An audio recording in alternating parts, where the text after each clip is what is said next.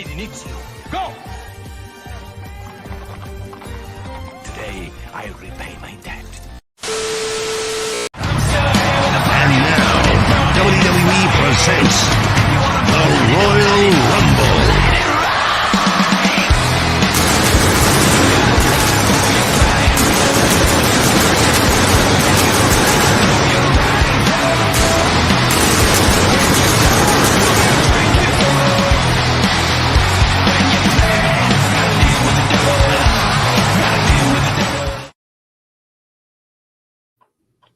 Jesus, I hope that didn't blow anybody else's ears other than mine.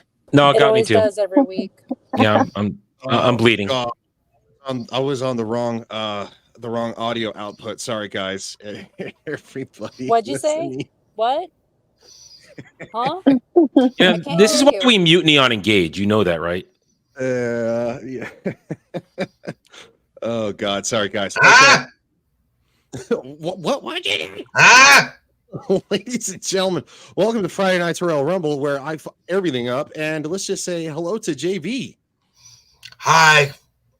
He screws it up. I just the woke up literally like 10 minutes ago. Yeah, he did just wake up. And speaking of just waking up, Nomi, how you doing? I'm doing better. This morning I had my voice completely shot, but I did my natural medicines and eating fermented garlic and drinking my teas and making my own antibiotics, and I feel a little better. Wow. Yeah, she has the crud that I had last week, and I still cough a little bit. So it's I still have a cough. Yeah. I almost threw out my back on stream last night while sneezing. So yeah, I'm sick. That's wild. Speaking of wild. Lily 300 Mirrors, always making people mad on the zit to it twat. What's up, Lily? It's been a very quiet week on Twitter. I don't know. Maybe I shouldn't say that or it's going to pick up. No, it is. Well, I kind of walked you into it. Sorry. So it's on me. My Twitter will be the one that blows up. And speaking of the first time here, and welcome to Adam, the Renaissance Nerd, also known as Adam the Red Shirt, if you've seen it. Yeah. Hey, how's it going, buddy? I'm doing all right. I survived Wheel of Time today. I've survived Ahsoka. I've survived Ahsoka this week, and so I'm all right. I mean, since this isn't Engage, I'm not sure what my role here is. I'm supposed to die for your protection, but I don't think I have to do that here, do I? No, it's okay. No one has roles here either. Okay. I have a role, but he's not here this week, so my job was easy. Actually, R2 actually uploaded something new, and I have a feeling this has to do with Mr. Shadu. So here you go. He is my neighbor. He is paining my assholes. I get the cloak radio he cannot afford. Great success. I like it. All right, let's say hi to the chat. Crew says Ahsoka flops. You people just don't like women. That's true.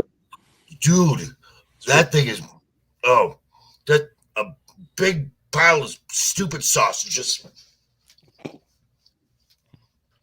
Yeah, I caught up on the last two episodes just 2 days ago. Zillich, haters gonna hate. Yeah. Those last two episodes makes you want to push an old man down a flight of stairs. I mean, I'm not that violent. I am. Well, I could be that violent if the need arises. Don't worry. Thank God JV's the oldest one here, so he doesn't have to worry about pushing himself down the stairs. Man, you know what? I have to be honest with you. New microphone setup. This is the first time I'm used to hearing myself, and I hate it. Does anybody have that feeling where you like listen to yourself? You have like we do too. We do too. It's fine.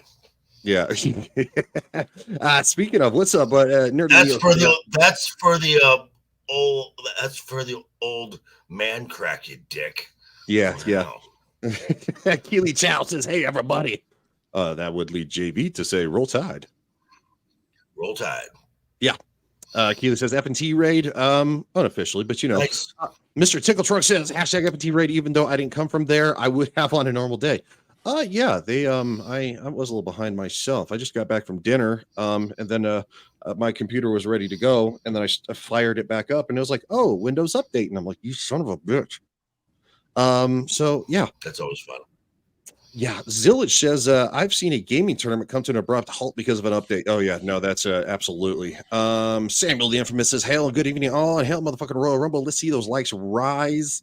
Yes, because we are. I need to. We are on mine and JV's channel. We are simulcasting. Mr. Tickle Trunk says, get the lead out. I don't know what that means. Damn. Oh, that means hurry up. It's Yes. wow. Wow. It's been a while since I've heard that. I'm sorry, scrolling down because all these about technical difficulties where I was fucking it up. I swear to God, I'm usually better than this. Not. Wookie Be Bad says, hail all. Speaking of Wookie! it's good to see Mr. Wookie Be Bad. He was on last time. And Keely Chow says, hi, Lily. Ooh, simping for the Lily. Hi. For the Lily. Infamous says, it's Adam the Red Shirt. He's never going to let that go. He's going to use that forever, isn't he? Probably. It's kind of like I'm the tyranny hooker. If I Penny, turn my what's camera up? off. Yeah, Well, tyranny hooker. Well, Adam, you are on a Star Trek show with this guy, right? Yes, that's why they call him the red shirt. Willingly. Yeah, that's Poor. that I ain't mean, going. it was either Alf or Devil made the initial thumbnail, and they just put me on there as the red shirt, and I accepted my fate right away. Yeah. That's just, listen, my whole thing is I'm not going to be Yar when we get to TNG. That ain't happening. I'm not getting assaulted by Black Goo and dying. It's not happening. No, it's not going to happen. So wait. So running from grape gangs, that's okay, but some black ooze, that's where you draw the line. Well, the fact that she dies is the thing. I'm trying to get away from the dying. I mean, well, we all die, Adam. No, I'm going to live forever. I'm going to live forever. Everybody dies at some point. It's either you get killed or you kill yourself. Yeah. Yeah. Just want to say hey to Matt Vader. What's up, buddy? And of course, MSK, who I was on his channel recently for a little bit of an interview. That was fun. What's up, buddy? How you doing? He's a cool kid. Yeah. Says get well soon. Nomi was on there as well. Same with Samuel, Mr. Samuel, the infamous. Thank you, Zillage. Mike sounds good on this end. Awesome. Okay, cool. Penny says, hi, Penny. Joker's voice. Joker's voice. Joker. Okay. Yeah. That's it. It says it's red. Yeah, Mr. Tickle Trunk says normally he calls being assaulted by Black Goose a good time. Wow. You know, Sam, that's Adam. I think that might be a bad fear too. I mean, that or the black goo. I may take the black goo. Yeah. I'm not Yar. It's not happening. It's not happening. Samuel says Adam's biggest fear is getting porked by Data. Oh, God damn it, Samuel. See that or black goo? I don't know. I may take the black goo. I think I would agree. Clue says, Mr. President, that'd be for Mr. Samuel the Infamous. Why aren't you simulcasting? He's still at work. Being super gay. Those dicks aren't going to polish themselves. Wait, so Adam, you would rather be the Wesley Crusher? Oh, I'm not Wesley. No. I am not Wesley. See, we already have a Wesley. Every week a guest is a Wesley. So I already get to yell, shut up, Wesley. So I'll never be a Wesley. That's not happening. I'm part of the bridge crew automatically.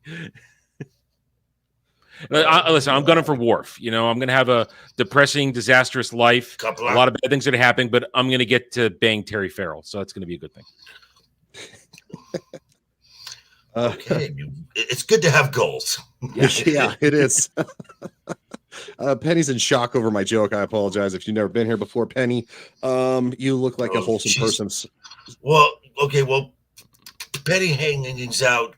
Penny hangs out in the salty nerd chats. She's fine. Oh, okay. Yeah, she's fine then. Keely Chow says, I would love to bang Crusher. I'm assuming Beverly? Oh, I had a thing for Gates McFadden back in the day, man. Yeah. Over Marina Sirtis, definitely. Yeah, maybe not over, but definitely. Of course. I was all about Gates McFadden back in the day. Psycho now. Well, yeah. Revenge says, shut up, Wesley.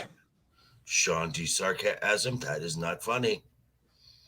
Sean D. Carson. Sorry, yes. Ahsoka is a work of absolute genius. You guys just hate stuff and things.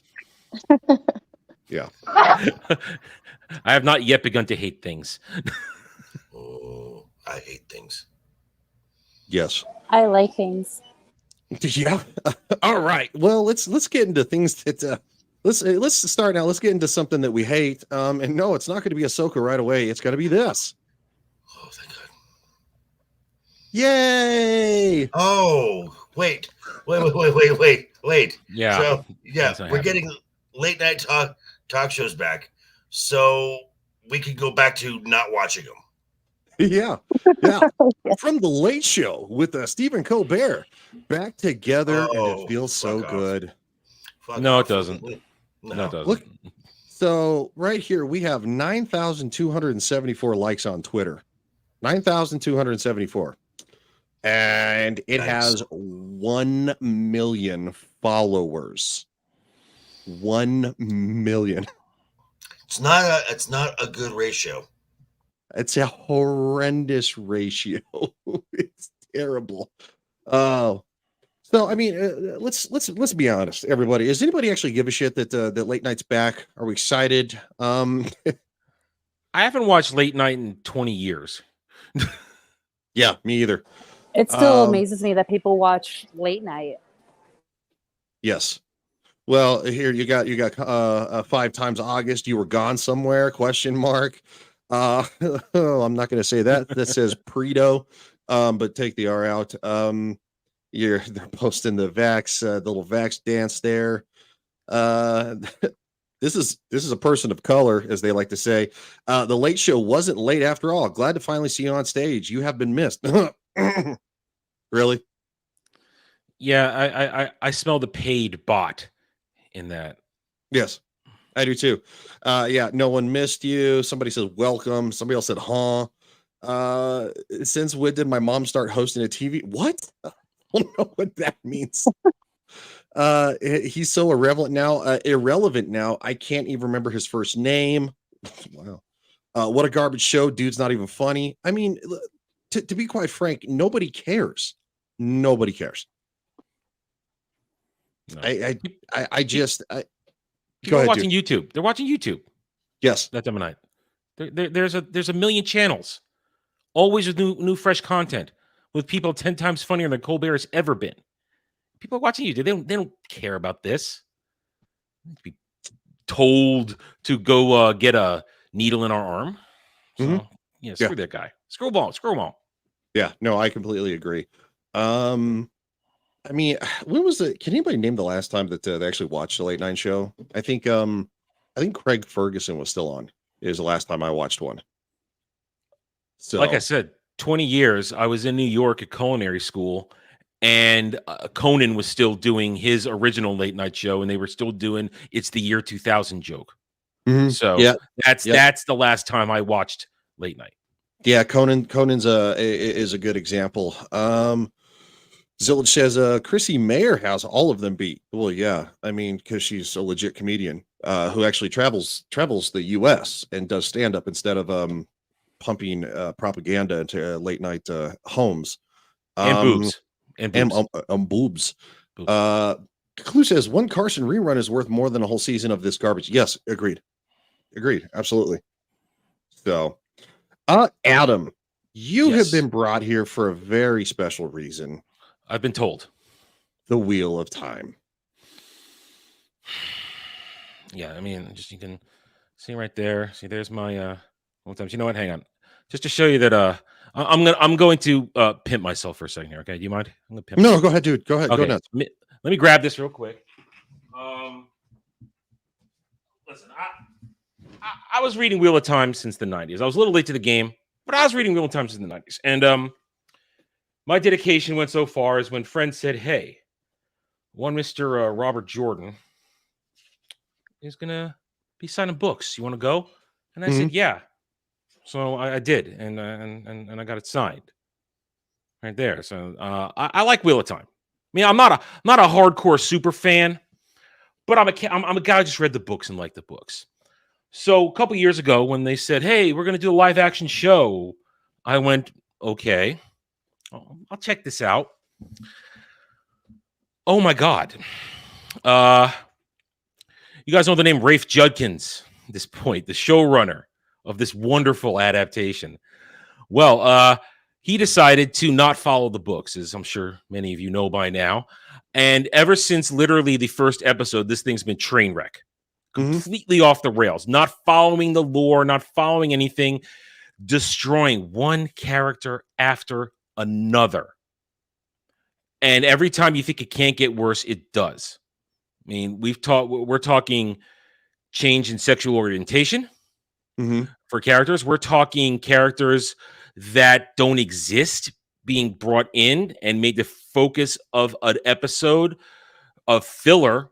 And this is season 1, when we were told we don't have enough time to adapt 14 books. So we're going to make time to make a filler episode and make it all about the fact that in the end, the guy Minecrafts himself because he doesn't want to be part of what we call now the ambiguously gay trio. So it's a train wreck. It is full on intersectional feminist agenda. Women are great. Men ruin everything. Men are weak. Men have to be made to look pathetic at every turn.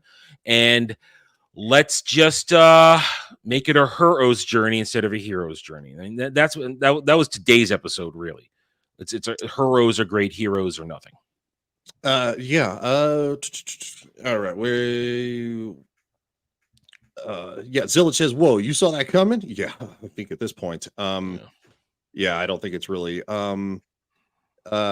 So it's one of those things that I actually want to pull this up because you are somebody who actually knows the lore. Me, I actually came in to watch the show. Average lore. Okay, lore. average My lore. buddies at the White Cloaks are way better than I am. So you want good lore for Wheel of Time? Go check out the White Cloaks. They are much more solid on the lore than I am. I forget shit because I haven't read it. As even though I read it roughly sort of since the beginning, I haven't reread it 5-10 times like other people. I only read it a couple times all the way through. So, but I have to go back and check things. But yeah, I'm good enough that I'm dangerous. So, what would you say about this? This is for season 1 right here. What would you say about this audience score rating? Do you think this is something that probably tracks pretty well? No. Here's the thing. You got to understand. You guys are all familiar with the Star Wars stands, the Disney Star Wars stands, and how they live in an alternate reality. The Wheel of Time stands are even worse. 2 years ago, when I got my channel started, right before the show came out, I was talking about basically here are some red flags. They're race swapping characters. They're gender swapping characters. This is going to be good. They came down on me like a ton of bricks. They didn't like it that I was just saying, can we be wary about what's going to happen? And then it came out and it was everything I said it was, and I was completely vindicated in all my worries. But ever since then, when we get to this point in time, cognitive dissonance is the rule of thumb for these people. They deep down inside, they have to know there's something wrong, but they delude themselves so much. They don't accept the reality in front of them that it's causing a schism in their brains. So even though they're watching characters be completely destroyed and the lore completely abandoned and rewritten to fit an agenda, they attack until you're not a fan. You don't read the books. You never read the books. I'm getting lately my favorite one from last week because I kicked over a hornet's nest last week. Oh no! You're doing it for the hate and the rage clicks. No, I love that one. Yeah, that's one of my favorite ones. You're just doing it because you want attention. No, I'm doing it because I'm telling the truth about what I see. And if you don't like it, that's not my problem. And you're not going to shame me. You're not going to shout me down. One of my best was called. One guy said, "The tide is turning. Your subs are going to decrease more and more because of your bad take." Yeah. On one end, yeah, I'm kind of shadow banned right now, so my subs inch along as they do anyway. But yeah, they have gone up since last week, so that one already kind of failed. And then I had a guy try to gatekeep me last week. Tell me what the main theme is overall and the main theme of every book if you're a fan. And my reply was, I don't have to tell you shit. I don't have to tell you anything. Also, I had my one of the White Cloaks, my good friend Dane. He was on there with me, and he said, "Yeah, you don't have to tell him shit." I said, "Dane, can you forgive me for my lore mistakes?" He said, "Adam, I forgive you." Your heart is in the right place. So Dane says I'm okay. The White Cloaks say I'm okay. Therefore, I'm fine. I have their seal of approval. Real quick, speaking of forgiveness, real fast, Nomi, you have to go. Or she's already gone. And she does have to go here pretty quickly. So when she comes back, we'll let her go. But go ahead, JB. What were you going to say, buddy? Oh, so I assume we're talking about Ahsoka now. No. Waste of time. Actually, we're not. We're Waste talking of time. about we're talking about the Wheel of Time, where this was the very first episode. Woman power. Look at this. Look at this. I call her Mole Gwaine because she's got a big ass mole on the tip of her nose. Yeah, she does. You can't unsee it. Not even the worst part here. Not even the worst part. Why? I'll make it a little bit bigger. Here you go. Oh, why? Oh, that was from episode 2 of the season. Yeah, she walks in on the ambiguously gay trio having fun time. The ambiguously gay trio. Yeah, they're that. Now I want to bring something up. I've prepared a little visual aid. Actually, I only have one, so keep going while I grab the other one. I didn't realize I didn't have the other one. So keep going. Oh, Nomi lied. She can stay. Isn't it crazy how they're doing this to several IPs that this could go for Ahsoka, like JV said? Oh yeah, absolutely. Wow.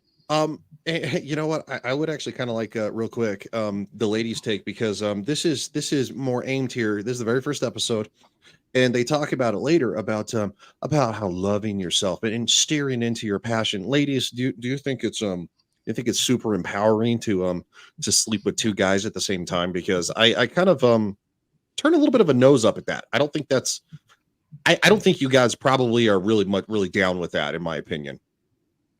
If it's cold enough. That's like modern feminism. Have fun, have your hoe phase. No. Yeah. Have your cake and eat it too, because literally I mean this is unbelievable. It literally shows her sandwiched between two individuals, two dudes. That's crazy. This is not empowering. No. Like I don't think there's any woman on the, well, I wouldn't say any, but I think most women on the planet go, nope, not for me.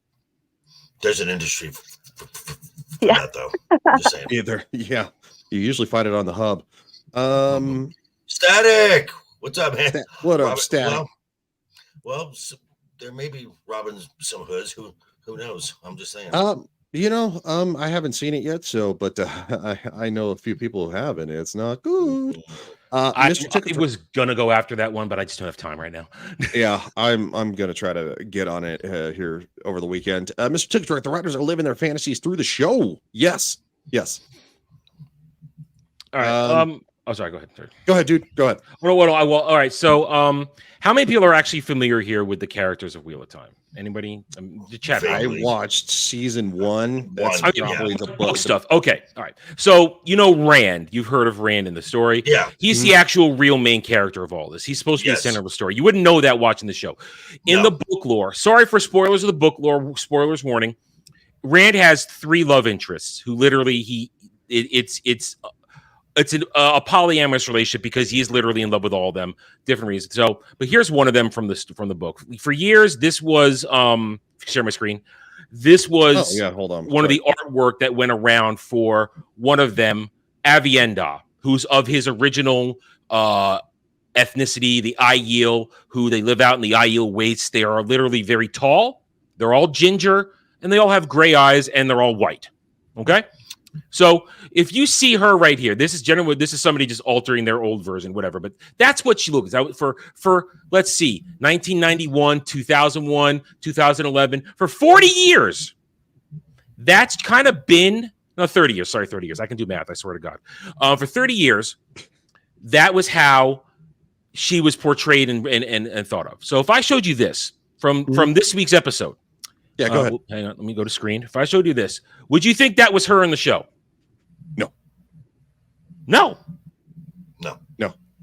Oh, okay. See, you ruined my game there. Because this is going to kind of hear because she's white. She's got red hair. Yes. See, she looks exactly like the drawing. Yes. She's really pretty. I can see that. Well, She has the right the reason I said attributes. no is because I don't know the lore, so I'm Okay. kind of oblivious to this. So that's Well, why I'm well, kind of. well, I was hoping you'd go the way I wanted to because you didn't know lore. But from generally speaking, red, tall, white. Yes. Looks Now, like if right, I yeah. knew the character, yes, that would make sense. But That's like, what if I'm you were to saying. say You don't this have, is- but I don't need you to know the character. I'm just saying, does this generally look like that? yeah, Looks yeah, like- it does. Yeah. Yeah. But that's not Avienda on the show. Oh, What? That's Avienda. Oh my What? god. What the fuck? Yeah. Are you shitting me? She, Oh. no, she black with dreads. Oh, no. So who's the other lady? Who's the other character supposed to be? She's just another maiden of the spear who actually looks like an Aiel. Wow. Either Bang or Chiad, I don't know which one, but And this is they the cast actual. her. They cast her, and they were still like, "Oh no." Yep, Oh, they cast her over the past year when it came out. She was at. It's just Ginger side is real, my friends. Oh my god. Oh, Ginger yes, side is real. Stop It happened. Ginger side. The Yeah. other lady looks like her exactly. Yeah, Wow. so when I saw that today, I realized, wow. And I went on for about 5 minutes in my review today about how, look, we had the actual somebody. If you had walked into this show and you're a book fan, you hadn't watched anything, you came upon this scene and you're all ready, you would see this thing. Oh, damn, there's Avienda. Nope. Nope. Sorry. There's Avienda. the black chick. Okay. Wow. Yeah. So Why? that's because they don't care. They I'm don't glad- care. I'm glad we don't have Tabitha on the panel. She would be equally mad. Tabitha is definitely Loves these busy. books. No, I know. Loves I went over this. We did like a 2-hour stream for the very first season, and we talked about it. And she was livid. And so Yeah. I would love to get her back on. I know she's extremely busy, but if we ever maybe for the finale of the show or something like that, we can get her on because she hates show. all of this. Yes. Hates it. Yeah, And- it's horrendous. And okay, and I went into this like I did when I saw The Witcher. I know nothing about the books. I know nothing about this. And I watched season 1, and I'm like, okay, well, it's magic. I don't know anything about this world. I'm not hating it. The more I got to know about the lore and whatnot, I'm like, okay, this is kind of stupid. You go into season 2, episode 1, it is straight up girl boss from start to finish. Speaking of girl boss, by the way. And here's the thing. Really? This character, Ninety, who of so course bad. is also not black in the book. She's not black in the book. She's No, Wow. I know. white and brunette, basically country corn-fed booty, Midwest corn-fed booty. She is a bitch on wheels in the book, but the kind of bitch on wheels you like because she's good-hearted, good-natured, and she has her reasons. And then again, once she seriously gets some D from one of the characters, she has a complete change of heart. her world changes completely. Isn't that always how it is though? Yeah. So, but in this one, in the books, it took, let me see. Oh God, I think it took 6 or 7 books before they came together, her and Lan. And in this one, they had sex on their first date in season 1. Had sex on their first date. So you completely ruin their romance and everything it means because she has, as you well know if you're watching, so she has a blockage. I call it the blockage in terms of using the one power, which they don't even term it properly. You guys would know this in the actual lore. There's 2 parts to the one power that the men and the women use. There's Sidon, which was the men use, and Cider, what the women use. But you wouldn't know that in this show. It's just all there. Yeah, forget it. I like cider. Oh God, I like hard cider. I like hard cider. It tastes, tastes good. I think it's that kind. But Squirrel. in the books, she still that her blockage remains because she's so tied up emotion and everything. She only can do it when she gets angry, and when it's all over, it's because she got married and had sex, and the blockage is gone. It's all flushed out. Too many jokes. Yeah. Well, hey, I'm sorry. There's no off switch. I'm sorry. But it's so they've ruined that relationship storyline. And the best is you saw if you watch today's episode, Moraine, played by Rosamund Pike in this, who you would think is the central character in all of this. Yes, promotional right. videos, when she's not. Yeah, she's not. Now, in the books, am I cutting out? Am I sound okay? Okay. You sound fine. You sound good to me. All right. Somebody said in the chat Hey, I Adam. cut out. Yes. Hey, Adam. Just yes. Pause for just a second. Nomi, got to bounce now? Oh. Yeah, I have to bounce now. I have to take that phone call. Okie dokie. All right. Yes. Enjoy yourself, woman. I will, but Bye. you'll catch me on some musings later on tonight with Samuel and Larry. So yeah, catch us at 9:00 p.m. tonight, Mountain Time. I'll be there. Got it. Bye. See ya. Nice to meet you. Bye. Bye, kids. Where was I? Okay, so Moraine in the books, she's straight, guys. I hate to ruin this for you, but she's straight in the books, and has a relationship with a character who appeared for 5 minutes in the first season and should still be here in the story, Tom Maryland. He's gone right now. We don't know where he is. He's off doing Tom things. We don't know. But apparently she's gay in this. She's scissor me timbering with a Swan Sanche, who is also straight in the books. Of course. She's also straight. Yeah, she's also straight. They both have serious love interests by the end of the story that change their lives. Yeah, scissor me timbers. And it's this whole show. First season 1, they 6 episodes were built just so we could know that they scissored, just so we could know that, and then watch them do it too. And oh my God.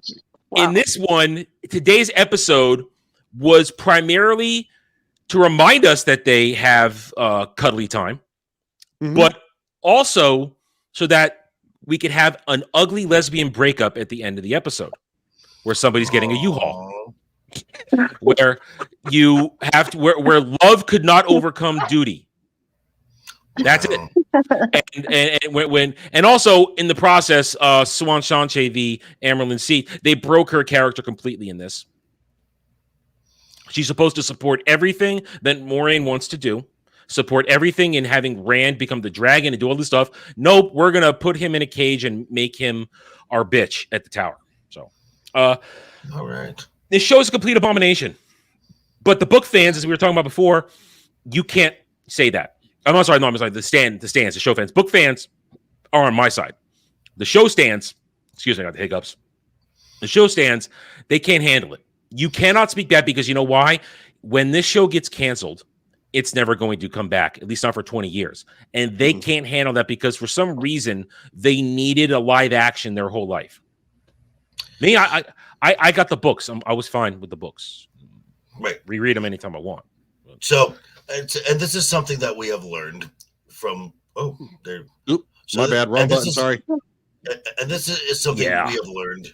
This is something we have learned over the last few years when it comes to the message that pretty much every fandom, the stands of what is being shown now, they want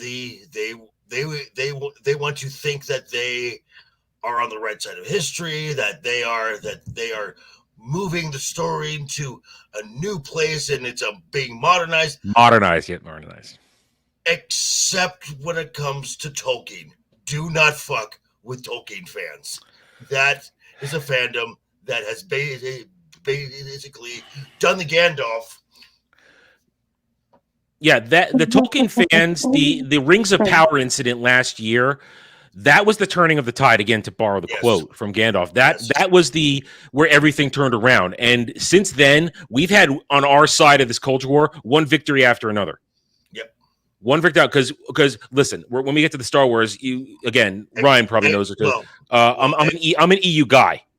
I'm a hardcore Star Wars EU guy. I'm a hardcore Star Wars fan. I'm old school, first generation. I saw it in the theaters. So did I. Yeah. So I mean, shut up, Shadow. Yeah, Shadow, shut up. Shadow's been bugging me on Twitter, so I'm going to tell him to shut up. Right. He does that, doesn't he? But I thank Ryan and Samuel for introducing him into my life. Trust me, I think Ryan I think Ryan. But as an old school Star Wars fan, a veteran, I blackpilled for a lot of years. I pulled myself out of it. I've clawed my way out of it. I no longer blackpill. I no longer believe in blackpilling. I don't believe in the apathy. Put you back in. Well, I clawed myself out when I found YouTube and this sphere that we're in, the Fellowship. When I found it and I saw, oh shit, everybody's coming over to my side. I'm not alone.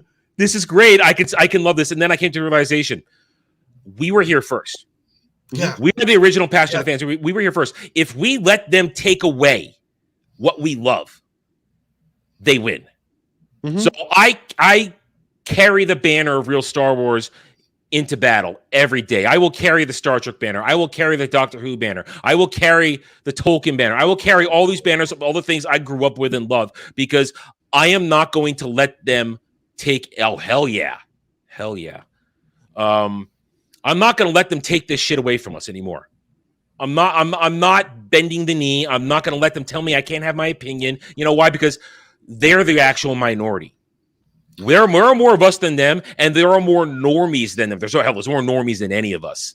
The normies are the true power that move everything. And when you win their hearts and minds with facts, logic, and truth and honesty, they tend to listen. They don't ignore what we have to say. And this is what I love. This is what I love when we start talking about things. And I'm pretty sure we're going to get to the Miss Ahsoka pretty soon. Mm-hmm. And then all of a sudden, when the shills, just the shills is the best way to describe them. They're saying that we're wrong. And then reality just slaps them right in the face in the form of ratings, money, box office, Nielsen.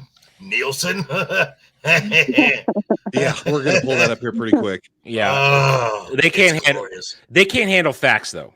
They cannot handle it. It's all our truths. You know, we know where that terminology comes from. Our truth, our reality. You don't get to tell us there what you we go, think. Keely. Yeah. Yep. We are the actual fans here. And as long as we remember that and maintain that passion, we outlast them. Because guess what? We're the ones that have spent the money for all our lives. We're the ones that collect the stuff. We're the ones that kept a lot of these franchises alive during the dark times. I mean, from 1983 to 1991, Star Wars was just movies and toys and a couple of retro video games. Then Timothy Zahn graced us with the Thrawn trilogy, and things took off, and it went from $1 million property to $1 billion property because we bought the books, bought the games, bought the comics, spent all that money on that stuff. And I like this kid, Ryan. Trust me, I do. I do too. Speaking of Thrawn, that leads into Ahsoka, and it's wonderful Nielsen ratings. JV, would you Fat Thrawn? Hey, Thrawn. All right, so last week we got the numbers from the premiere episodes, and out of these lovely top 10 shows that Nielsen brings out, Ahsoka came in at 5th out of 10, out of the top 10. It fell behind reruns of Suits, reruns of Grey's Anatomy, and a show about a cartoon dog for preschoolers that is also on Disney Plus, and which is a show that Disney doesn't even make. And Disney at first, when the Samba TV numbers came out, they're like, no, it was the most watched thing on Disney Plus that week. Well, Nielsen's called that a lie. Well, the results came back. That was a lie. The more we put Ovich efforts there. Then this week came out for episode 3, and all these shows like, oh, it's great. It's going to climb it's going to keep climbing and keep climbing. And the top 10, do you know where it placed in the top 10? Spoiler alert, it didn't. It didn't. It went from 829 watched minutes for episodes 1 and 2. When episode 3 came out, that total number of minutes watched dropped from 829 million minutes watched to 487, a 42% drop. Ouch. Wow. Jesus, that's so embarrassing. Oh, but it's what you expect because nobody is actually watching. Only the tiny little Rebels fan base is watching this stuff. Which, might I add, folks, Wow. Sorry. Rebels, in case you didn't know, because a lot of folks don't know about the show, is a cartoon that was on Disney XD. Never made it to the Disney Channel because it was TV Y7, which means it's made for first graders and under. And a lot of cable packages around the United States, depending on where you were, you didn't get Disney XD. So this is such a small audience that this is catering to. Hi, Sam. Hello, Hi. Samuel. I thought I felt a tentacle. You know, speaking of feeling tentacles, polishing dicks, Ryan, really? Wow. I mean, at least I'm not, on my knees for coffee brand coffee, I suppose. Hey! Ooh, shots fired. Ryan, are you shilling? Are you shilling as hard as Dermy is shilling? No, I have yet to make a video yet, but it's on the list. So trust me, every video there will be a little, probably 20-second blurb in there.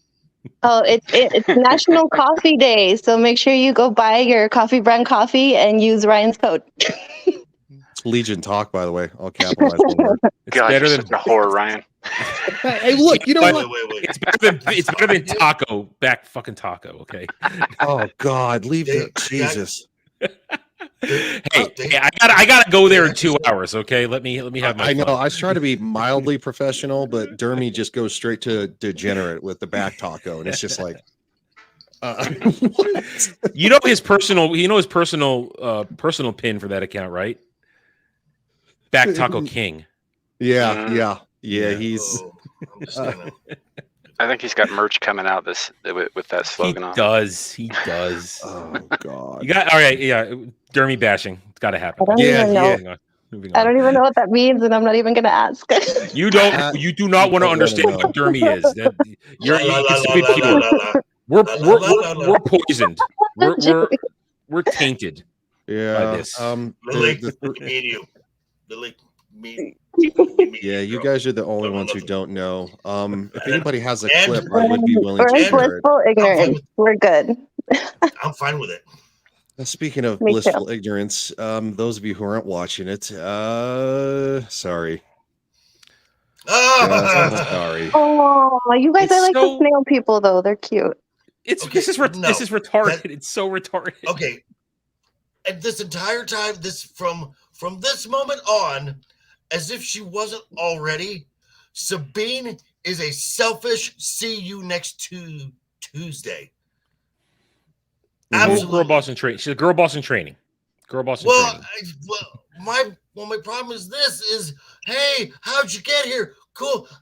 What? You're riding a howler? How did you? Oh, I just want to be happy. Dave Let me Filoni be writing. happy. This is Dave Yes. Filoni writing to the team. Yes. This guy is a hack. He's been a hack for 20 years. Oh, I like this guy. Ryan.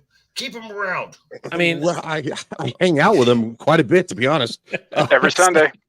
Yeah. But no, in all fairness, look, Lily likes the little creatures. I mean, that's perfectly That's fine. girls are allowed to cool. like cute shit. I give girls some like I cute mean, shit. look, So- I catch crap because I liked Baby Yoda when Grogu came out. Oh, you I don't know get it- to like that. Girls can like that little green bastard. Yeah, you don't yeah. get to. No, you don't Yeah, get to. no, I don't get it Oh. like it. So I mean, I get called I wanna called punch names, which is that fine. thing. But no, they got me with the Baby Yoda, But and I'll admit that it, says it's a little lot. gay. That says a lot that I care more about the little snail people getting hurt than the actual characters in the show. Yes. Well, Lily, they're never going to get her because Sabine has plot armor this thick. Yeah. She get hit in the back of the head to be fine. They're going to shoot her in the back right where she's protected instead of shooting her in the ass. She was already skewered by a lightsaber. I'm sure nothing else can hurt her. But she can skewer a guy with a lightsaber in this week's episode, and he's dead instantly. Yes. Same spot. Yeah. So exactly. So I was just because Lillian and Adam, since he's mentioned it now a few times, Ezra dying in the next episode. I'd love it if they did it because it would make all the stands cry. We found him. Now he's dead. Found him. No, he's dead. It would make my day. It really would. See now, it would be great because it should be because Ezra gets killed by Thrawn, who Sabine should have told Ezra how she got there the entire time, but it needs to be her actions that lead him to get killed. She's a villain. Sabine is a villain. Mm-hmm. Yeah, and she hasn't. Well, listen, none of the Whammons in this show have paid for their crimes yet. Hera got off scot-free because we had to have a C-3PO cameo. Oh yeah, no, I was about ready to get there too. Okay, because that right there, and then we find out that Leia is the head of this committee that's supposed to be there. Ryan, you have served in the military, yes? Mm-hmm. If you're to sit on a disciplinary board, you are to be there. You're literally because But guys, Carrie Fisher's dead.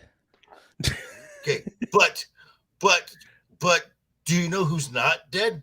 Her daughter, who is about her same height, sounds like her, and Carrie Fisher signed over her likeness. Real quick. Easy fix. Well, we have fat Asian fighter pilot who's the glue to everything in Filoniverse, so we have that. Hold up for just a second. So Ahsoka does take place before the sequels, right? Yes, and all roads lead to the sequel trilogy. Right. Yes. No, I get that. I was just trying to get my timeline straight here because you're saying Leia, and I'm like, I thought they killed off Leia. Okay. No, she's alive. But that's later. Yeah. Right. This it's the actress Carrie Fisher that she's right. gone. This is the where they are in the timeline now. This is kind of the heir to the Empire time frame. Right. Which is a Luke Skywalker story. Right. No, I understand that. I read the Zahn books. Okay. But I just it seemed to everything that Disney's done with Star Wars has been kind of mishmashed. You know, like they're taking bits from this piece and this piece, and none of those are in exactly the same time period, and they're just kind of mashing shit together. And so that's why I was asking. Right. Yeah. It's all raping and pillaging. Yeah. And then I think Carson Teva finally gave us that this takes place after Mando season 3. This is supposed to be 9 ABY right now. Because they talked about Moff Gideon, so we already know that this is like post season 3 Mando. I heard 12. That's the thing. Nobody really knows because Disney's fucked. Disney's stupid. Nobody knows the actual canonical timeline here because it's so mishmashed. And even ironically, Dave Filoni doesn't know either. He can't pin it down for anybody what the actual timeline is. Script doctor said it best. That Dave writes like a 7-year-old fanboy jumping on his bed, screaming the Star Wars theme. Well, in 2 weeks, after next week, I'm going to do a video on every single additional lore break Phil Blomey has done in Ahsoka. Wow, I like that one. I keep trying that one out occasionally. This is the first time people have really liked it. Have you heard of my word for the fans of this show? No. That would be the lunatics. Ooh, that's a good one. Yeah. I've adopted the Dave Filoni zombie meme that people go with. I like that one. I call them zombies. I think she was talking about that was it's Shakti that was shot in the back in Order 6. She died like 20 times. Yeah, they Yeah. really Yeah, well- made sure she was dead. No, Ahsoka should be dead. Yes, She shouldn't. yes, I mean, She should have died in She should have Rebels. died. we all know. I've given some friends who like her say, okay, I'll give you Siege of Mandalore, fine, but she should have been killed in the actual Jedi Purge. No Inquisitors, just Vader in the 501st, tip of the spear, hunting down, killing things. That's how she died, somewhere in See, there. Let me. Okay, so last night I listened to an hour and a half long dramatic reading of a thing called The Hyborian Age by Robert E. Howard. And basically, what that was his Bible for the universe of Conan and Kull, right? Right. And it starts at the in prehistory, before Atlantis and Lemuria sink, and it goes all the way up to when Conan leaves Sumeria after the Sumerians are basically destroyed and embarks on his adventures. And that's like thousands of years of history, all compressed into about an hour and a half reading. Wow. And That sounds intense. it's comprehensive. Mhm. One guy wrote that 90 plus fucking years ago, and Mhm. Disney can't get their fucking timeline straight with No. 82 people in the writer's room. Disney, get your shit together. No, Well, and the same. well, Go ahead. Go ahead. Because here's why. Because when Disney bought Star Wars, Iger originally bought it so he could sell merchandise. That's why Lucasfilm now was bought, and Marvel. It was bought to sell the merchandise to little boys, because they had girls locked up for decades. The problem is Freezing. I mean, you're not wrong. it doesn't sound right, but you know what I mean. Locked Now- in. Locked in. now- Let's go with that. Now the problem is Oops. you gave it to Kathleen Kennedy, who George did not know what her plan was, and her plan was to take Star Wars and to grape it to fit her worldview and her little acolyte, who folks are now being exposed to it, and it took me some time to get the facts straight and do whatnot. But her little acolyte has been Dave the entire time. Oh, he's been on board because Yes. Dave was held up. George kept him on a leash during Yes. Clone Wars. He kept him on a leash. Yeah, Dave still did damage to the Mandalorians. Fucking Space Wars came later. Sorry, but Mandalorians having Dooku run into everybody every 3 episodes. A lot of damage was done by Filoni, but George minimized it. But once Dave was off his leash, you got Rebels. That's Dave off his leash. And then you get Mandalorian, and you get Mando 2. You get Book of Boba Fett. You get all this stuff. Jesus. And here's the thing, though. Samuel mentioned Robert E. Howard keeping all that in line. And one of the biggest things that the stands like to do is complain that, hey, they had to clear the decks so they could organize their own timeline because the EU was so disorganized. And Ryan, if you could just share my screen here, please. The EU was so disorganized. No, that's not disorganized. That's chronologically ordered from beginning to end. Right. Very simple to follow. There's no Yeah, that's confusion there. There was 40 fucking years of stories there that they could have adapted Right. at the very least, but they threw it all out and then cherry picked what they thought would bring the fans a running, like when you open a can of tuna near a cat. Right.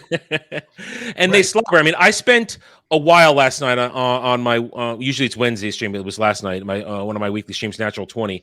I spent about a good hour talking about the mistake they made in banking on these stands, because these are people who look at Clone Wars, at the Clone Wars, and not the Tartakovsky Clone Wars, which were freaking brilliant.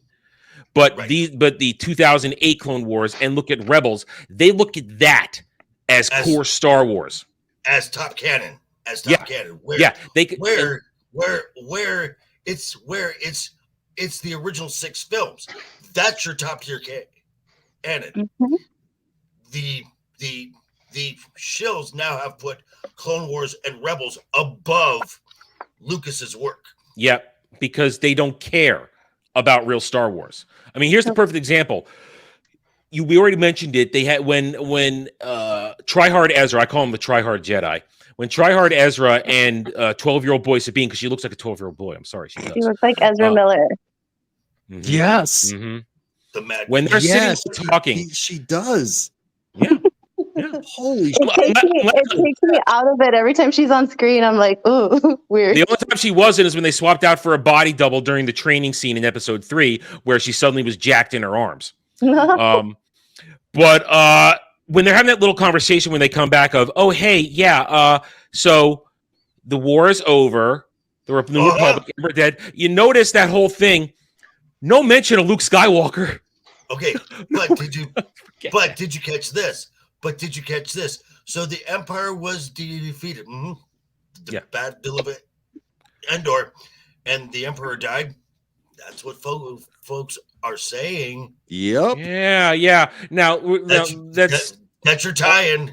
That's all roads. Now, always never forgetting the fact that yes, the Emperor at that point, if you're following actual Star Wars lore, the Emperor was a clone at that point because he had perfected cloning a long time ago because his dark side power was so strong he couldn't contain it in flesh form. So on Biss, he had all his cloning vats where he would just transfer his soul. But that's the Dark Empire lore and storyline, which they used for Rise of Skywalker, which was a bastardization of Dark Empire, kind of. But they pulled from it. Yeah. Real quick, I see Sean D. Sarcasm in chat. This is not my normal mic setup. Sorry, it's my portable headset. I am not at home. He's being gay. I'll show you gay later tonight. Oh my gosh. Do I need to get the martinis? Do I need to get the martinis ready? Hey, man, I got tentacles for everybody. Keep it up. I know you do. You got 12 of them. Oh my gosh. Wow. Dude, we're getting to engaged territory here. I'm not sure I'm comfortable with this. It's not Sunday. I'm not sure I'm okay with this. Sure. An hour and a half. I'm going to be up to my neck in back tacos in an hour and a half. So. Wow. And still don't want to know. This is the big problem here. Is with the sequels. Lucasfilm wrote themselves into a brick wall, and that is a descendant of Palpatine usurping the Skywalker name. That is the ultimate sin that Kathleen has done. This show could have offered a detour around that wall. John was starting to build a detour around that wall, but no, John is out. Yep. Oh yeah. John's. I believe it. All roads lead to green titty milk. Oh. all roads lead to Rey Skywalker. That is the brick wall, and they are just gonna go straight into it. Yes. Sorry, Clue. It's happening. God damn it. Speaking of what up, Clue, how you doing, buddy? Hi, Clue. This is so Clue is our other diversity shield here. So our other black friend. Yes. Yeah. I've got one of those. I got one of those on Sunday. So she could be Ezra's stunt double. DEI training. Now I will say this. As far as the Nielsen charts are going and everything, episode 5 might jump back. Of course it will. Nostalgia beat. It was going to. That was never a debate. Yeah, JD, I saw it like 20 times. Just kidding. Just kidding. The stands all wet themselves over that one. Just forgetting the fact that she was drowning for 4 hours and had a hallucination. Right. And but I mean, a lot of folks, I mean, thanks to YouTube, if you don't want to watch that entire episode, you can just come on here and just get a clip of what you see. Yep. Which I also loved that Dave and Kathleen wanted to make this female-centric Wham in Power show, and it's been carried by 2 men. Yeah. Real quick, I love this name, by the way. Low What's up, spec Linux laptop. That is awesome. Very nice. I think I met It looks like the Linux character. I think I met low spec either from Pops or from Loki, which Adam, you would like Loki. I'm just saying. Yeah. Mr. Tickle Truck says low spec is an OG. Oh yeah. There you go. So this is which okay, so I've been on 2 other shows and we both asked the same thing. So now I want to ask the panel here. The worst slow speed chase. This one or the Vespas? I still think the Vespas. I think that one was still slower. At least you can say that these little houses or whatever are like big and bulky, but what's the excuse of those like mopeds? I made more jokes at the Vespa's expense. Power Rangers. There were more jokes. This was just, this is retarded. their Mighty Zords got downgraded. So, and budget cuts.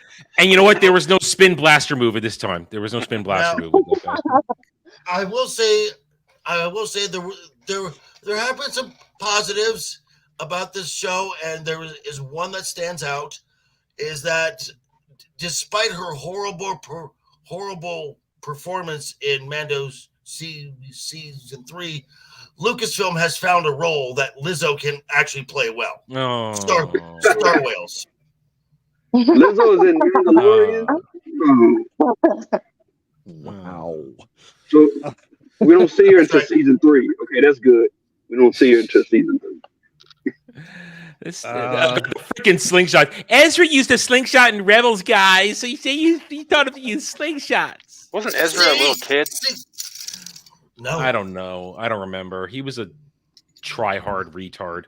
I just remember the commercials for that shit. My kid watched a lot of Disney Channel at the time, and that they showed those commercials for that show all the time, and I luckily avoided it.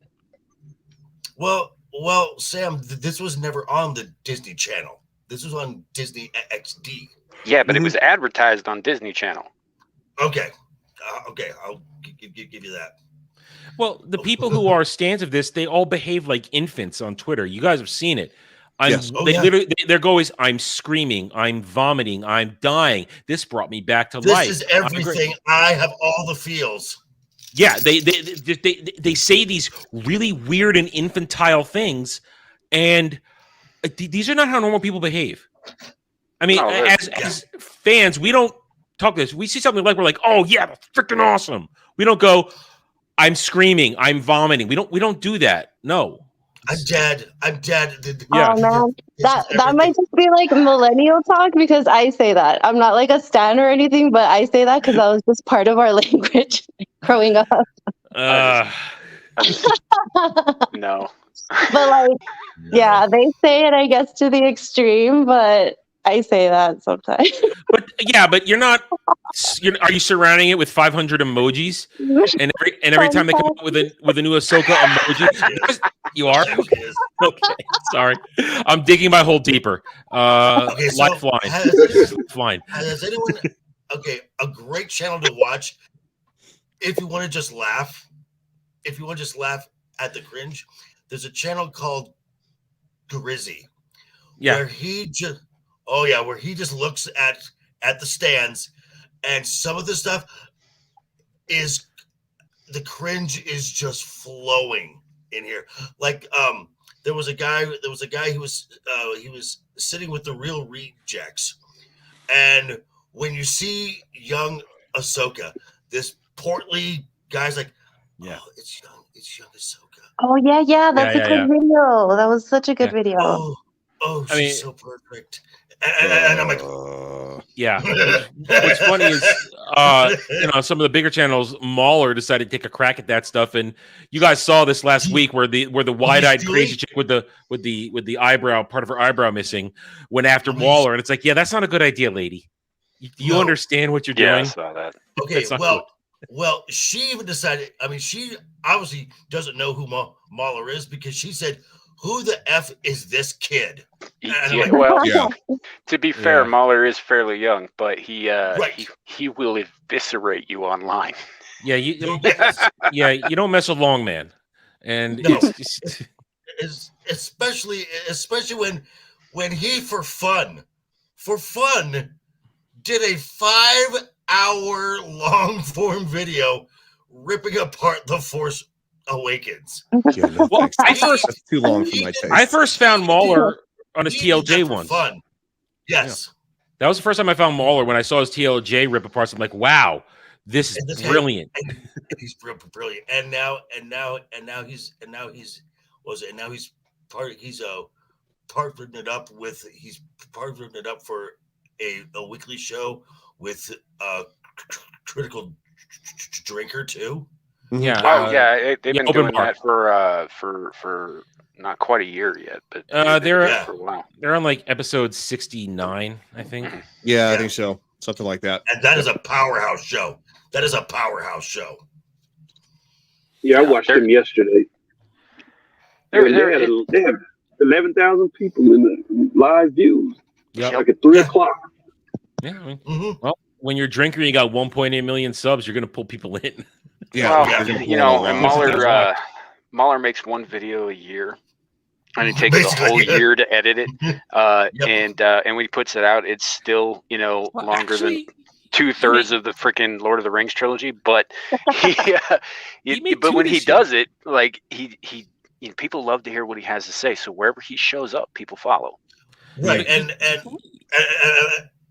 the one that he did recently, which for Mahler is a short because it was only 45 minutes long, was the one that was the Star Wars Can't Grow Up. Brilliant, absolutely brilliant. Because Star Wars has now become cameos and name drops. That's all it is now. That's all Dave Filoni knows. And for those who say Dave Filoni Star Wars isn't Disney Star Wars, there's Disney Star Wars, Dave Filoni Star Wars. No, it's all the same. When you look at the totality of the past 11 years, going on 12 years now, the majority of it is Dave Filoni based content. Correct. Mm-hmm. So he is Disney Star Wars. Well, and that's one of the things that a lot of stands will make a distinction of too is that Disney Star Wars is KK and KK pre-Disney Star Wars wasn't. I was like, no, she was there. She was there the whole time. I was like, she's always been entrenched in Lucasfilm. Mm-hmm. Gets great coffee. Gets great coffee. Yeah, with Spielberg. With Spielberg and George and Reitman and Donner and Zemeckis. But I was gonna say one more thing. But yeah, and then where again the stands are like, dude, he wrote all of Rebels. He wrote the Clone Wars. No, he didn't. It's a simple IMDb search. Out of 210 episodes between Rebels and Clone Wars, Dave wrote maybe 25 total. And you know who wrote the best part of Clone Wars, the Mortis arc? George. Yep. Did they take a vacation during Rogue One? Because Rogue One doesn't suck. Rogue One. You had Gareth Edwards. Yeah, he had the story. It is still a canon breaking story because there was never a Jyn Erso. Kyle Katarn. Right, it's Kyle Katarn who steals the Death Star plans.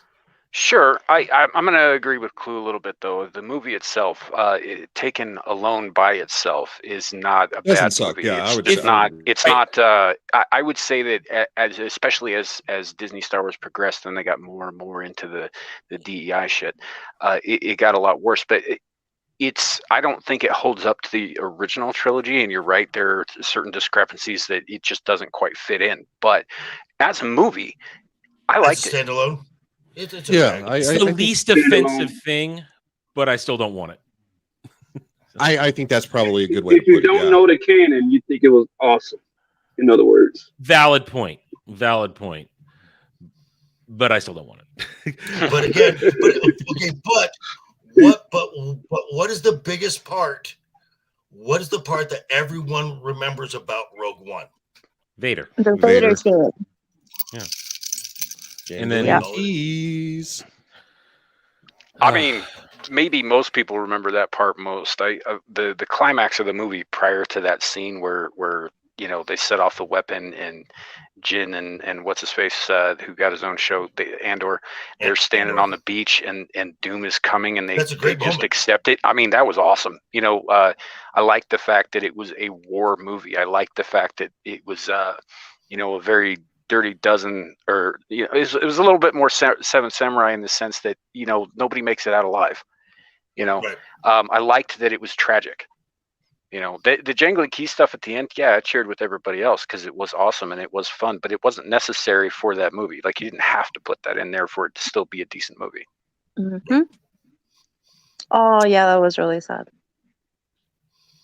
Yeah, it was. It was a bit unique in the way it ended, and I thought that was kind of cool. But we've gotten a lot of stuff, like we didn't need an Andor show because he's dead. So kind of right. Okay. Right back to well, listen, that's the problem with prequels. We already know where it's going to go. And I know I have an unpopular opinion with some people who say they like Andor. Here, I say this every time it comes up. Take out everything remotely Star Wars in Andor, and it still works. It could be any generic sci-fi show, and it still works. It's not. It may be good, but it's not really Star Wars. So, it's not the property. The writing in this show is what stands out, not so much that it's attached to Star Wars. Yeah, the elements that make it good are not Star Wars, which is why I always say Andor isn't good because it's not Star Wars. That's why my general reason for saying that. If you could remove all that Star Wars out of it, then what's the point? It could be anything. And granted, I didn't finish. It could be something new, which would be better. Yeah, I mean, I didn't finish my review. We don't want to do new stuff. We don't want to do new stuff. No. God forbid that you do something new like Island in the Stars. God forbid we get that funded. And Speaking of green-haired anti-liberal and I were able to get that up in front of Geeks and Gamers' eyes and Nerdrotic's eyes. Nice. As well as we didn't have anything to do with this as far as I know, but I just saw a clip on Tom Conkle's channel where he was talking to Script Doctor about it. Oh, cool. Oh, sweet. And that is again, that's one of those real independent projects you want to say. I'd much rather see that come to light than Zack Snyder Rebel Moon. We actually haven't showed that on this channel. Samuel, can you put the link in the private chat and we'll show that? I can try. I'm on my phone, dude. I can get it. I can get it. Okay, yeah. Awesome. There you go. It's hell trying to do that on your phone. Yeah, I forgot you're on your phone, dude. Real quick, speaking of stuff that sucks, one of the reasons that Tyranny Hooker. Speaking of jangling keys, remember those lovely lightsaber fights that everybody loves? Yeah. Remember the lightsaber fights? Woohoo! All the lightsabers, guys. All the lightsabers. So she's got to hold her arms way out there so she doesn't accidentally cut her poncho. Yeah. She's so sloppy in everything she does. She can't move. No. She has no coordination. And then I realize in this episode, let's conveniently cut away from that fight because it's so boring. Oh yeah, no, and this next part is actually super awesome. This, by the way, right here, this drove me nuts. Your lightsaber, take it. You keep it. What? I don't need it. Besides, you've been training. Very funny. No, I'm serious. Take it. I gave it to you. It's yours now. Oh my god. What the hell is that? I mean, first of all, take your try-hard lightsaber. You try hard. Just do it. But also, I wish I had said this in my review, but Gary, Nerdrotic, gets the credit of saying he rejected taking his penis back. I wish I had thought of that one in my review. But again, it's actually really good. I don't watch anybody talk about anything before I get to my own review. Therefore, I couldn't steal that from him. Yes, that's Ezra. Yeah. What I could do, though, is jump in what everybody else said. I turned with this. Haven't heard anybody else say it. He uses Force Kung Fu. Yes. He goes on to use Force Kung Fu. But if the Force was his ally, then why did you need a blaster 10 minutes later? Well, like the blind guy from Rogue One. Yep. Cheer it. Yeah. Now, did you notice now, Adam? Because you probably got as mad as I did. Where Ezra's like, okay, the Force is my ally. If you're that strong in the Force is the ultimate range, the weapon. Shouldn't he have just been picking troopers up and just tossing them? Well, if he wasn't a tryhard, yeah. Also, you can obviously use Force telekinesis. If you're that good, you could start plucking blasters out of people's hands. You could start throwing things. I mean, granted, you'd have to sacrifice some of the shell huts, but whatever. I mean, if you're that good at them, you could pull a Star Killer and beat stormtroopers to death with one of their buddies. I know the whole thing ridiculous, but it's just twisting Yoda's words. And you know, the whole thing should be moot because if I remember correctly, we are not in the Star Wars galaxy anymore. Nope, we're not. So by Yoda's rules laid out in The Empire Strikes Back and other things, the Force is created by life. Yep. Life and Obi-Wan, yeah, but the Force is created by life in the Star Wars galaxy. The Force doesn't exist out of the Star Wars galaxy. It is a unique resource in the Star Wars galaxy. They should not be able to use the Force there. So basically the only people who should have powers are the grandmothers, which now that has been rewritten history. That this is their Dave Filoni world. Bullshit. Exactly. The Dave Filoni version of the Dathomiri Night Sisters, which is a bastardized version of the Courtship of Princess Leia, where we get real Dathomir. They're bullshit. Dave wants you to think they have magic. No, it's still the Force. It's not magic. It's still the Force. It's retarded. It's a fundamental force of nature, really, like literally a force of nature. It's like I don't suppose you guys ever read any of the DC versus Marvel stuff in the 90s, but there were two versions of that where the Marvel guys went over to the DC universe, and in that, like, Quicksilver was still fast, and in fact faster because for some reason he could access the Speed Force, but in his own universe, the Flash goes there and loses his powers because the Speed Force does not exist in the Marvel universe. Whereas Quicksilver, his power comes from his mutation and not from an external force. Yep. So and this is another thing, and I've been, and I asked folks, and I asked some stands, and they gave the dumbest answer as per usual. And I'm like, okay, well, explain this, and they're like, well, magic. And I'm like, no, not an answer. Magic. JV, I don't even interact with these people. I just don't. Well, I do. Magic has to have rules, and there has to be limits to it. Even more than that, JV, they're missing the fundamental, nature of what magic is in any setting ever. Magic is the willful manipulation of the forces and the energies that exist around you, right? Correct. So if you by any stretch could call a force user a magician, which I don't believe is the thing, that's not what it is, but even if you could call it that, right, that still means that they would need to be manipulating the force, and if the force only exists in their galaxy and it does not exist outside of their galaxy, they would have no ability to do that. Correct. But this is Dave Filoni, and Dave Filoni has been breaking the rules for over a decade now just to fit his idea of storytelling. Again, That's pretty good.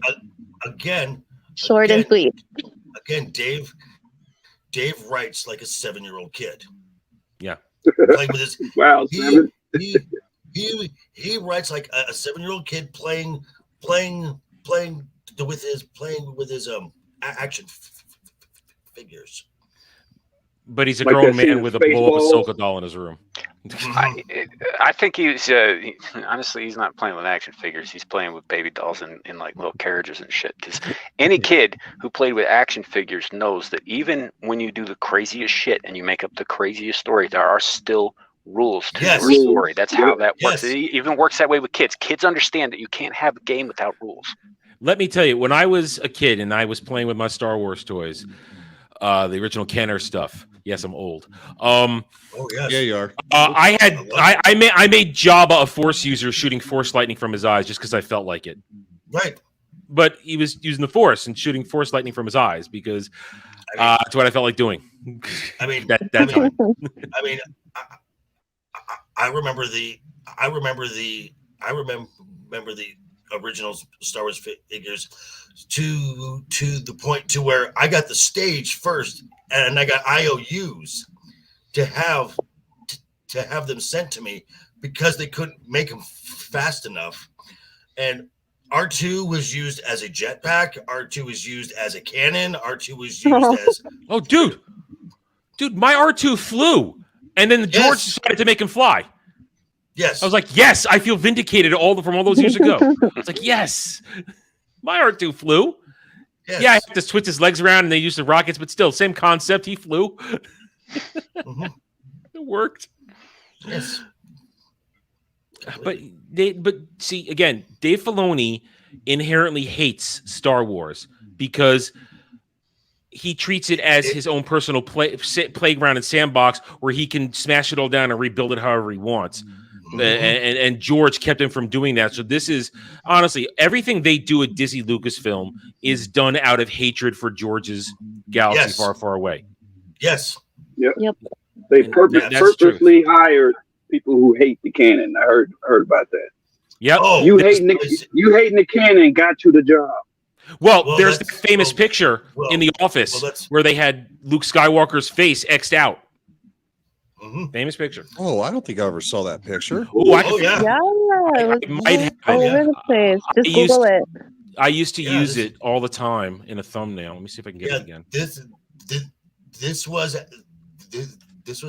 at the desk of someone in the story group, and it's the same. And it's the same at Marvel too.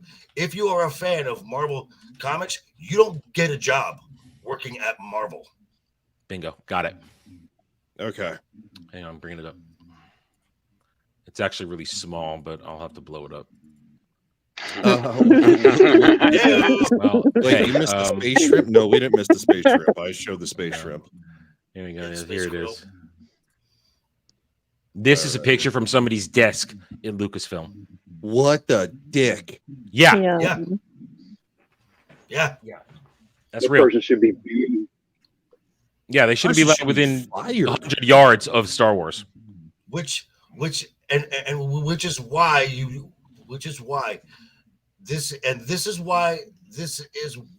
John is out, because at the end of Mando season 2, when Luke Skywalker now returned, she was not happy. Kathleen was not happy about that episode at all.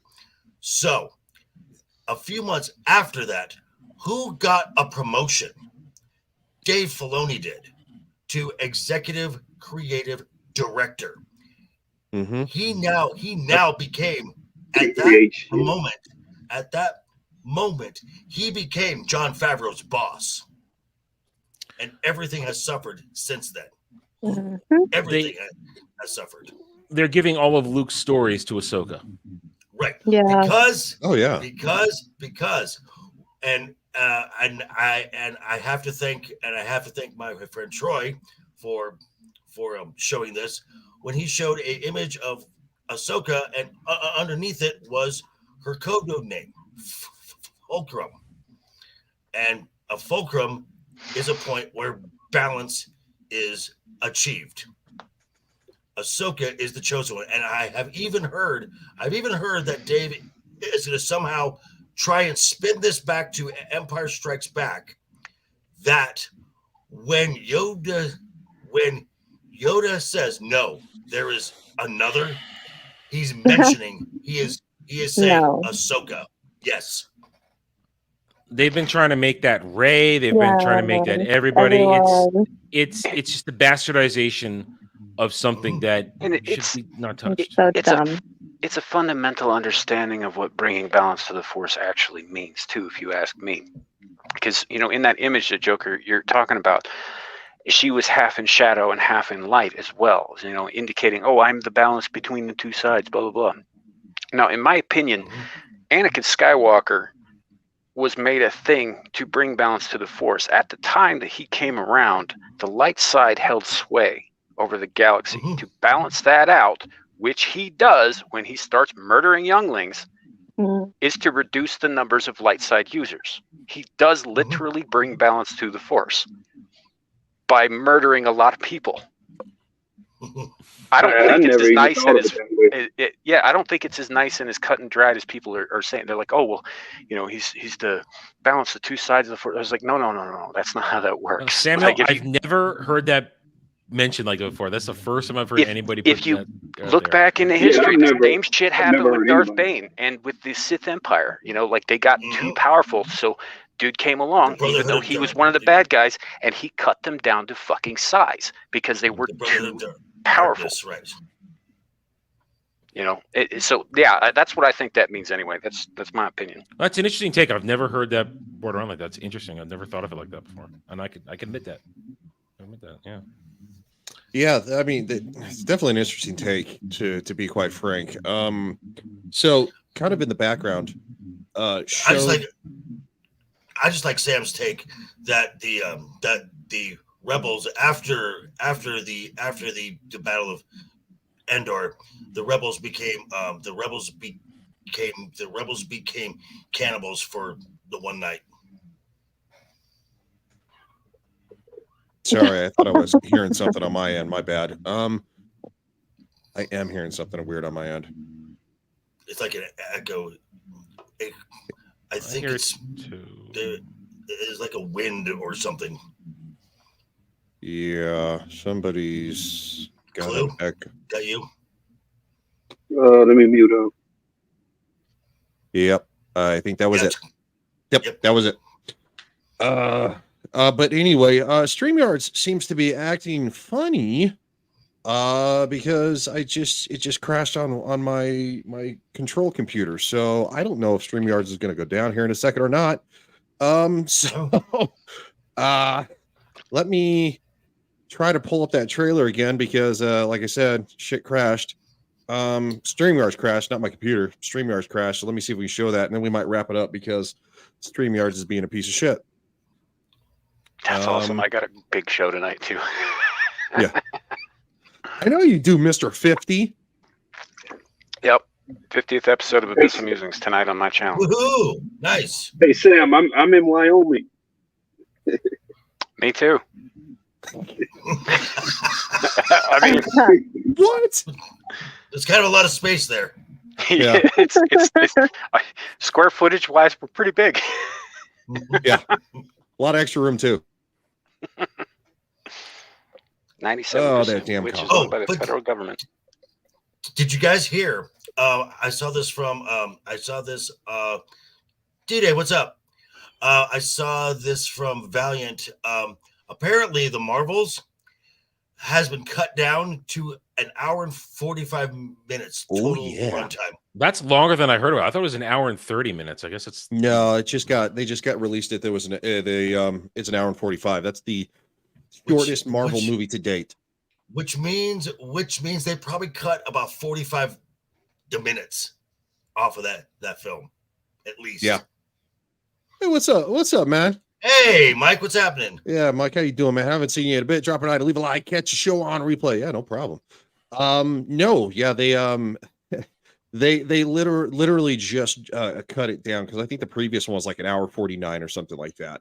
So it's taken a big dive. Oh, it's gonna take a dive, all right. Oh yeah, it's gonna be wow. I am watching that shit though. I'm not watching that. Which Marvel is the only are the only group of people that are happy that Dune got moved. They're the only ones. Yes, because that Dune almost guaranteed that the Marvels would be the first Disney Marvel film to not debut at number 1. Pretty sure it was the only movie I was looking forward to seeing for the rest of the year too. Right? Yeah, and it's not coming out till the 25th of March, right? 24th. Correct? March? 24th. Okay. March. Gives me a lot of time to get disinterested. Well, I haven't given my as a Dune guy, I haven't given my verdict until it's out. I need to see both of them back to back, and then I'll give my verdict on it and how I feel. Well, I mean, I think that the actors have all had a positive experience about the film.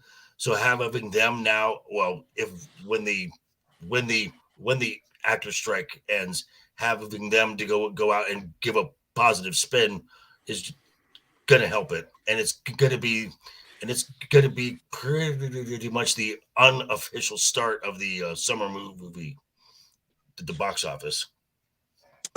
D-Days is still an hour 45 minutes too long. Yeah, not wrong. Yeah, we'll definitely see about that one. Unfortunately, I will be watching it. But speaking of, let's end on a positive note here before StreamYard decides to take a shit. We are going to watch this. This is Samuel. Do you want to give a little context? Okay, so Tom Conkle here on YouTube is a filmmaker in Hollywood. He also has a YouTube channel. He's friends with a lot of people. You know, he makes movies. He did one, it was like 2 years ago, called Trouble Is My Business, which is a black and white kind of detective noir throwback. And I actually need to sit down and watch it again because I don't remember it very well. But so right now he's got a project going to create a new kind of science fiction epic in the vein of Treasure Planet, or you know, maybe even a little Titan AE or what have you. But and it looks interesting. It looks exciting. It looks like there are a few things that I've seen that I'm just like, okay, well, I mean, this could lean a certain direction. But from what Tom himself has said to me personally, that they're not going the woke Hollywood, you know, Mary Sue direction. I mean, that they want to make something that is entertaining for literally everybody, you know, across the board, and that is their goal. I mean, these is exactly the kind of attitude we're looking for. It's like, here's a thing that we made. We hope you like it. That's what they're going for. And so right now they're running an Indiegogo campaign. I believe they're coming up. They're about halfway through their first 30 days on that. Yeah. And so they're looking for some help crowdfunding this to kind of get the ball rolling a little sooner. From what I understand, this movie is getting made no matter what. Oh, really? Yes, well, it is going to get made, but any little bit helps. Right. Maybe go check out their Indiegogo and all that stuff. And it looks interesting. I mean, it's a little steampunky, you know, looking, and I'm okay with that. Like steampunk cyborgs, sign me the fuck up. So yeah. This trailer is amazing. It's amazing. Well, and steampunk is really just what happens when goths discover when goths discover brown. Fuck you, man! I was a goth. I was too. Oh my god! I was too. Oh, that explains a lot. It should, right? You know, let me explain something about goths. Okay, like I was a goth in the '90s, right? Like I was after the shift from punk into kind of new wave, and then we got into like, you know, goth rock and that kind of thing.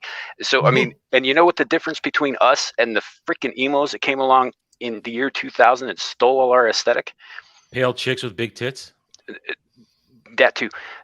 They only write bad poetry about cutting themselves. Goths had follow through. Yes. Yep. Bunch of pussies. In guy liner. Hey, I look great in that. I rocked it, man. Right, exactly. But anyway, George Wells, and goth chicks. Yeah, and one last thing here. The music that you hear in this trailer, and you should be free and clear on copyright. Tom wants this out there. Island in the Stars film wants this out there. As much eyes on this as possible. So you should be free and clear to watch it all the way through. The music in it, as I understand it, is going to be part of the movie's score. Oh, nice. Yeah. Yeah, I mean, if you are monetized, you just end up with a sharing monetization with the music. You're not copyright claimed. Mm-hmm. Yeah. Well. So you should be good on that, Ryan. Oh, Ryan, we can't hear you. So press play. Muted. You're muted. Boomer! Ryan, you're muted. Oh. Damn it. All right, you look so happy too. I know, because it was pretty funny. No, it's not. Now it's dead forever. And a producer. And what we're talking about is a wonderful film I'll be doing called Island in the Stars. Oh, another quick note, real quick. The gentleman we just saw talk. I am being a bitch. The gentleman we just saw there has been playing bad guys in films for decades. He was in The Road Warrior. He was in Weird Science. You know, he's a fantastic actor. I'm trying to remember his name off the top of my head. He tells you. He just said it, but we were making jokes, so I didn't hear it either. But yeah, I mean, I am so glad to hear that this is going to happen no matter what. You just made my day with that, Samuel. Yeah, no, that's good to know. You know, because you never know when it comes to crowdfunding. Oh, wait till you see the artwork in this. It's incredible. Oh yeah, it looks great. So I don't think Lily's seen this. So yeah, let's take a look here. Island in the Stars is the story of a young woman named Jackie Driscoll, who on a faraway planet encounters a roguish space pirate who has with him a mysterious box that may lead to her missing father, as her destiny lies hidden on an island in the stars. So my name is Emily Coop. I am an actor, singer-songwriter, and I'm playing Jackie. Island in the Stars is pretty much Pirates of the Caribbean meets Star Wars. I mean, it's going to be amazing. It's the kind of movie that 14-year-old Tom would have been like, I want to see this. I have to see this movie. Because I think you should be making films. You should be making art that you yourself want to see. So when we started putting this together, I just started going through my Rolodex of 40 years out of people, not just people in front of the camera, but people behind the camera, people that I know, calling in favors and talking to people. Because I think that this film deserves to have the best. Obviously, working with Dream Screens Australia is huge. They're an amazing, talented group of people, and the technology they're bringing into film is just fantastic. It's going to be wonderful, and seriously, I'll be ringing a lot of you up to see this and pestering the heck out of you to get this film made, because I think it's wonderful. I actually like what Revenge says. It does kind of feel like a little bit of an Old Republic style. And you know what? I hope Disney at this point never makes Star Wars anything from the Old Republic. The game just got canceled. Apparently, people are saying yes, I did see that. I will be looking further into that because the film is not happening. The Mangled film is not happening. We're talking the Old Republic remake game. Yeah, that's which any fan wouldn't want that touch. People actually go on Twitter. I'm sad this is happening. Then get the hell out of here. Go away. Now, walk out. Now, some of the costuming, I don't know if anyone else has watched it. I'm assuming some of y'all have, but it kind of feels like the animated series Arcane. I haven't watched Arcane. That's why. But I can see that a little bit. Yeah, it's very good. Yeah, I can see that. Arcane is very good. But I get a kind of like from the costuming, like even just from this shot here, this is like a very Treasure Planet's Long John Silver in space kind of feel here, you know, which I'm down for. It's like, and I think the lead actress herself described this as somewhere between like Star Wars and Pirates of the Caribbean. Yeah, correct. And I love both franchises. Obviously, I'm a huge Pirates of the Caribbean fan. So, I know you are. Fuck you. The battleship looks freaking awesome.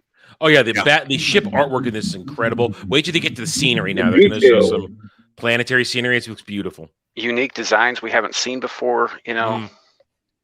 Yeah.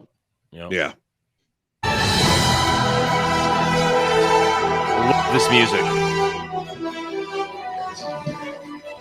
The costume Island design is Stars fantastic. is truly an epic science fiction adventure film.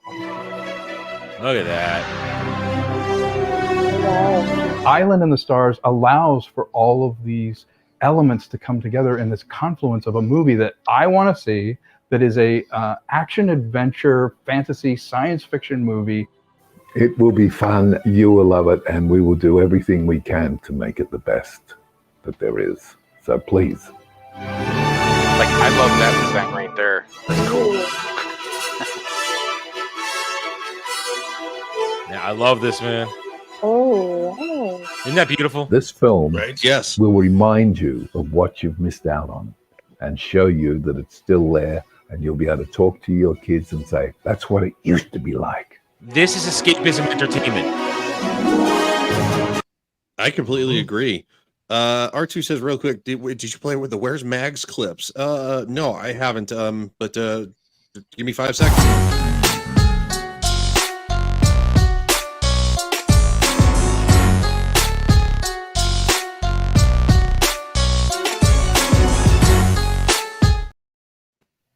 I like it. What the hell? That's pretty funny. Yeah, I think Mags would like that. No, this movie looks incredible. Turn it just a smidgen here, but yeah, it looks incredible. whoa.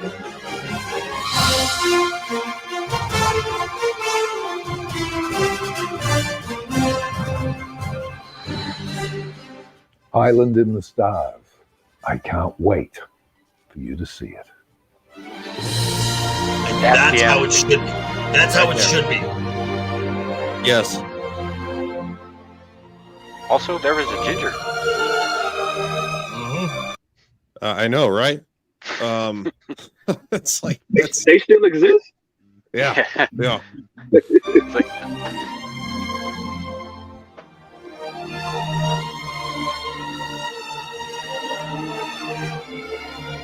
that's a great shot too, or piece of art rather. Now, Yeah, if you dude, go to that if you go back to the Indiegogo page, it's part of their stretch goals tiers. They're going to try and go after Mel Gibson being in this movie. I saw. Yeah, has definite vibes of that. Yes, and that looks like to me. That looks like a movie that Mel Gibson would be a part of, because that one character very much looks like him. I believe he's part down. of Was the, it like, Hugh Jackman? Yeah. Yeah. We'll scroll down the artwork right under the tier. Keep going. Yeah, that you're right there. Yeah. That's Mel Gibson. Guess why they styled it there? Because they want Mel Gibson. That's Mel right there. Because they want Mel That's Gibson. Mel. That is Yeah, Mel. no, I think they've if you go further into their page to their stretch goals and such, I think that he's actually one of the reasons they're crowdfunding is because they want to be able to afford him. Yeah. And I mean, that would be great. I mean, it would be this is what science fiction fantasy is supposed to be like.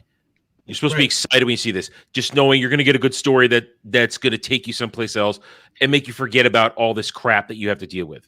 And that's what I want to do with my books. I want to give people new worlds. I don't want you to have to worry about agenda or anything crammed in there. I want you to have a good time. That's it. This is what George did to make Star Wars. Yeah. Yeah.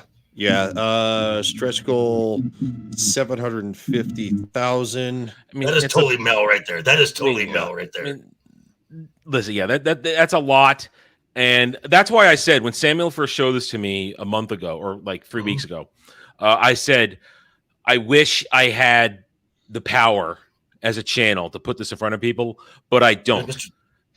But I said Ben Mendelsohn and Hugo Weaving. Wow. Yeah. Yeah. But then I said, if Comicsgate can get comics funded in the 6 figures with their small base, because remember, Comicsgate, it's small. It hasn't grown to large proportions because they've slowed down over the years. But the Fellowship is 10 times bigger than Comicsgate. That's why we were trying to get it in front of G&G and in front of FNT, because like even though like Ryan Kindle was saying about this, he said, that these stretch goals seem like a lot. He hopes it gets made, but this seems like a lot. It was like, dude, all you got to do is put it in front of your audience. They'll get it done. Exactly. And if they can't get it done, they will spread the word until it does get done. And case in point, because that's also how it worked with Ripa. That was exactly the example I was thinking of. Was like, look, how much money did Ripa garner in how short a time? Right, this can be done. Yeah, the just by the fellowship is there. fellowship. Yeah, because between everybody that watches from G&G to Nerdrotic to Critical Drinker to Mauler. The fellowship is massive and it's generous and it's desperate for this kind of entertainment. So that's why I said if we could just put it in front of the fellowship on some of these bigger channels, this thing could get funded in a week. Or at least get out of the first stage. You could get that initial stretch goal done and get in the because they've still got another 30 days. Because those of you who don't understand how Indiegogo works, you get 2 30-day campaigns. They're coming up on the end of their first one. They got another 30 days ahead of them. This can happen. I like I said, I wish I was a big enough channel, but at this point in my YouTube life, I'm not. I can't be the EVS of this and get everybody come look at it. But Gary can. If somebody here on if somebody here on panel or here in chat, or we know somebody else who can get it in front of like a bigger audience, for bigger channels, if we can get them to look at it and to show people what it is and what it could be, I think it could get done in a weekend, let alone 30 days. Yeah, and as long as you just put it, you're having a stream, you do it the Comics Gateway. You entertain, you take 5 minutes, remind everybody what's going on, get them in there, and then go back to your entertainment part of the show. I mean, I'll get it on Vets Talking tomorrow night, since Vets Talking has crossed 10,000 subscribers. A lot of people from obviously the same community. That all of us are a part of, but I think if we hopped it on this channel, on JV's channel, obviously because we're simulcasting. We'll talk about it on Vets Talking tomorrow night, and I think we can slowly kind of inch it up, and I think we can get it there. Yeah, it just takes getting somebody's attention. I'll pass it on to Loki's Mornings of Mischief and to Pops. Awesome. Good deal. And that's what it takes, man. It takes the word of mouth. It takes a little bit. I threw what I could in, which wasn't much. It was like $50 or whatever, because that's what I had on me. But it's like, but that little bit, like if 11,000 people throw in $50 a piece. Yeah. In no time it gets done. And I also like to take Raise your fist. Yeah, That's yeah. a good one. I'd also like to take a minute to shout out Netters Network and Last Call with Troy Pacelli, because Tom Conkle was a guest on Netters Network's Thursday Things, and this is where I first heard about it. That was a real good show. Yeah, from start to finish. Good people too. We should see if we can get him on for next week. Troy? Well, I mean, yeah, I'd love to have Troy on too. But see if we can get Tom on, since he was on, was on Troy's channel. Well, man, I was toying with the idea of reaching out to him to get him over on SITV too. I can shill for both of us if you want. Just for the record, I have to play something again for the exact reason.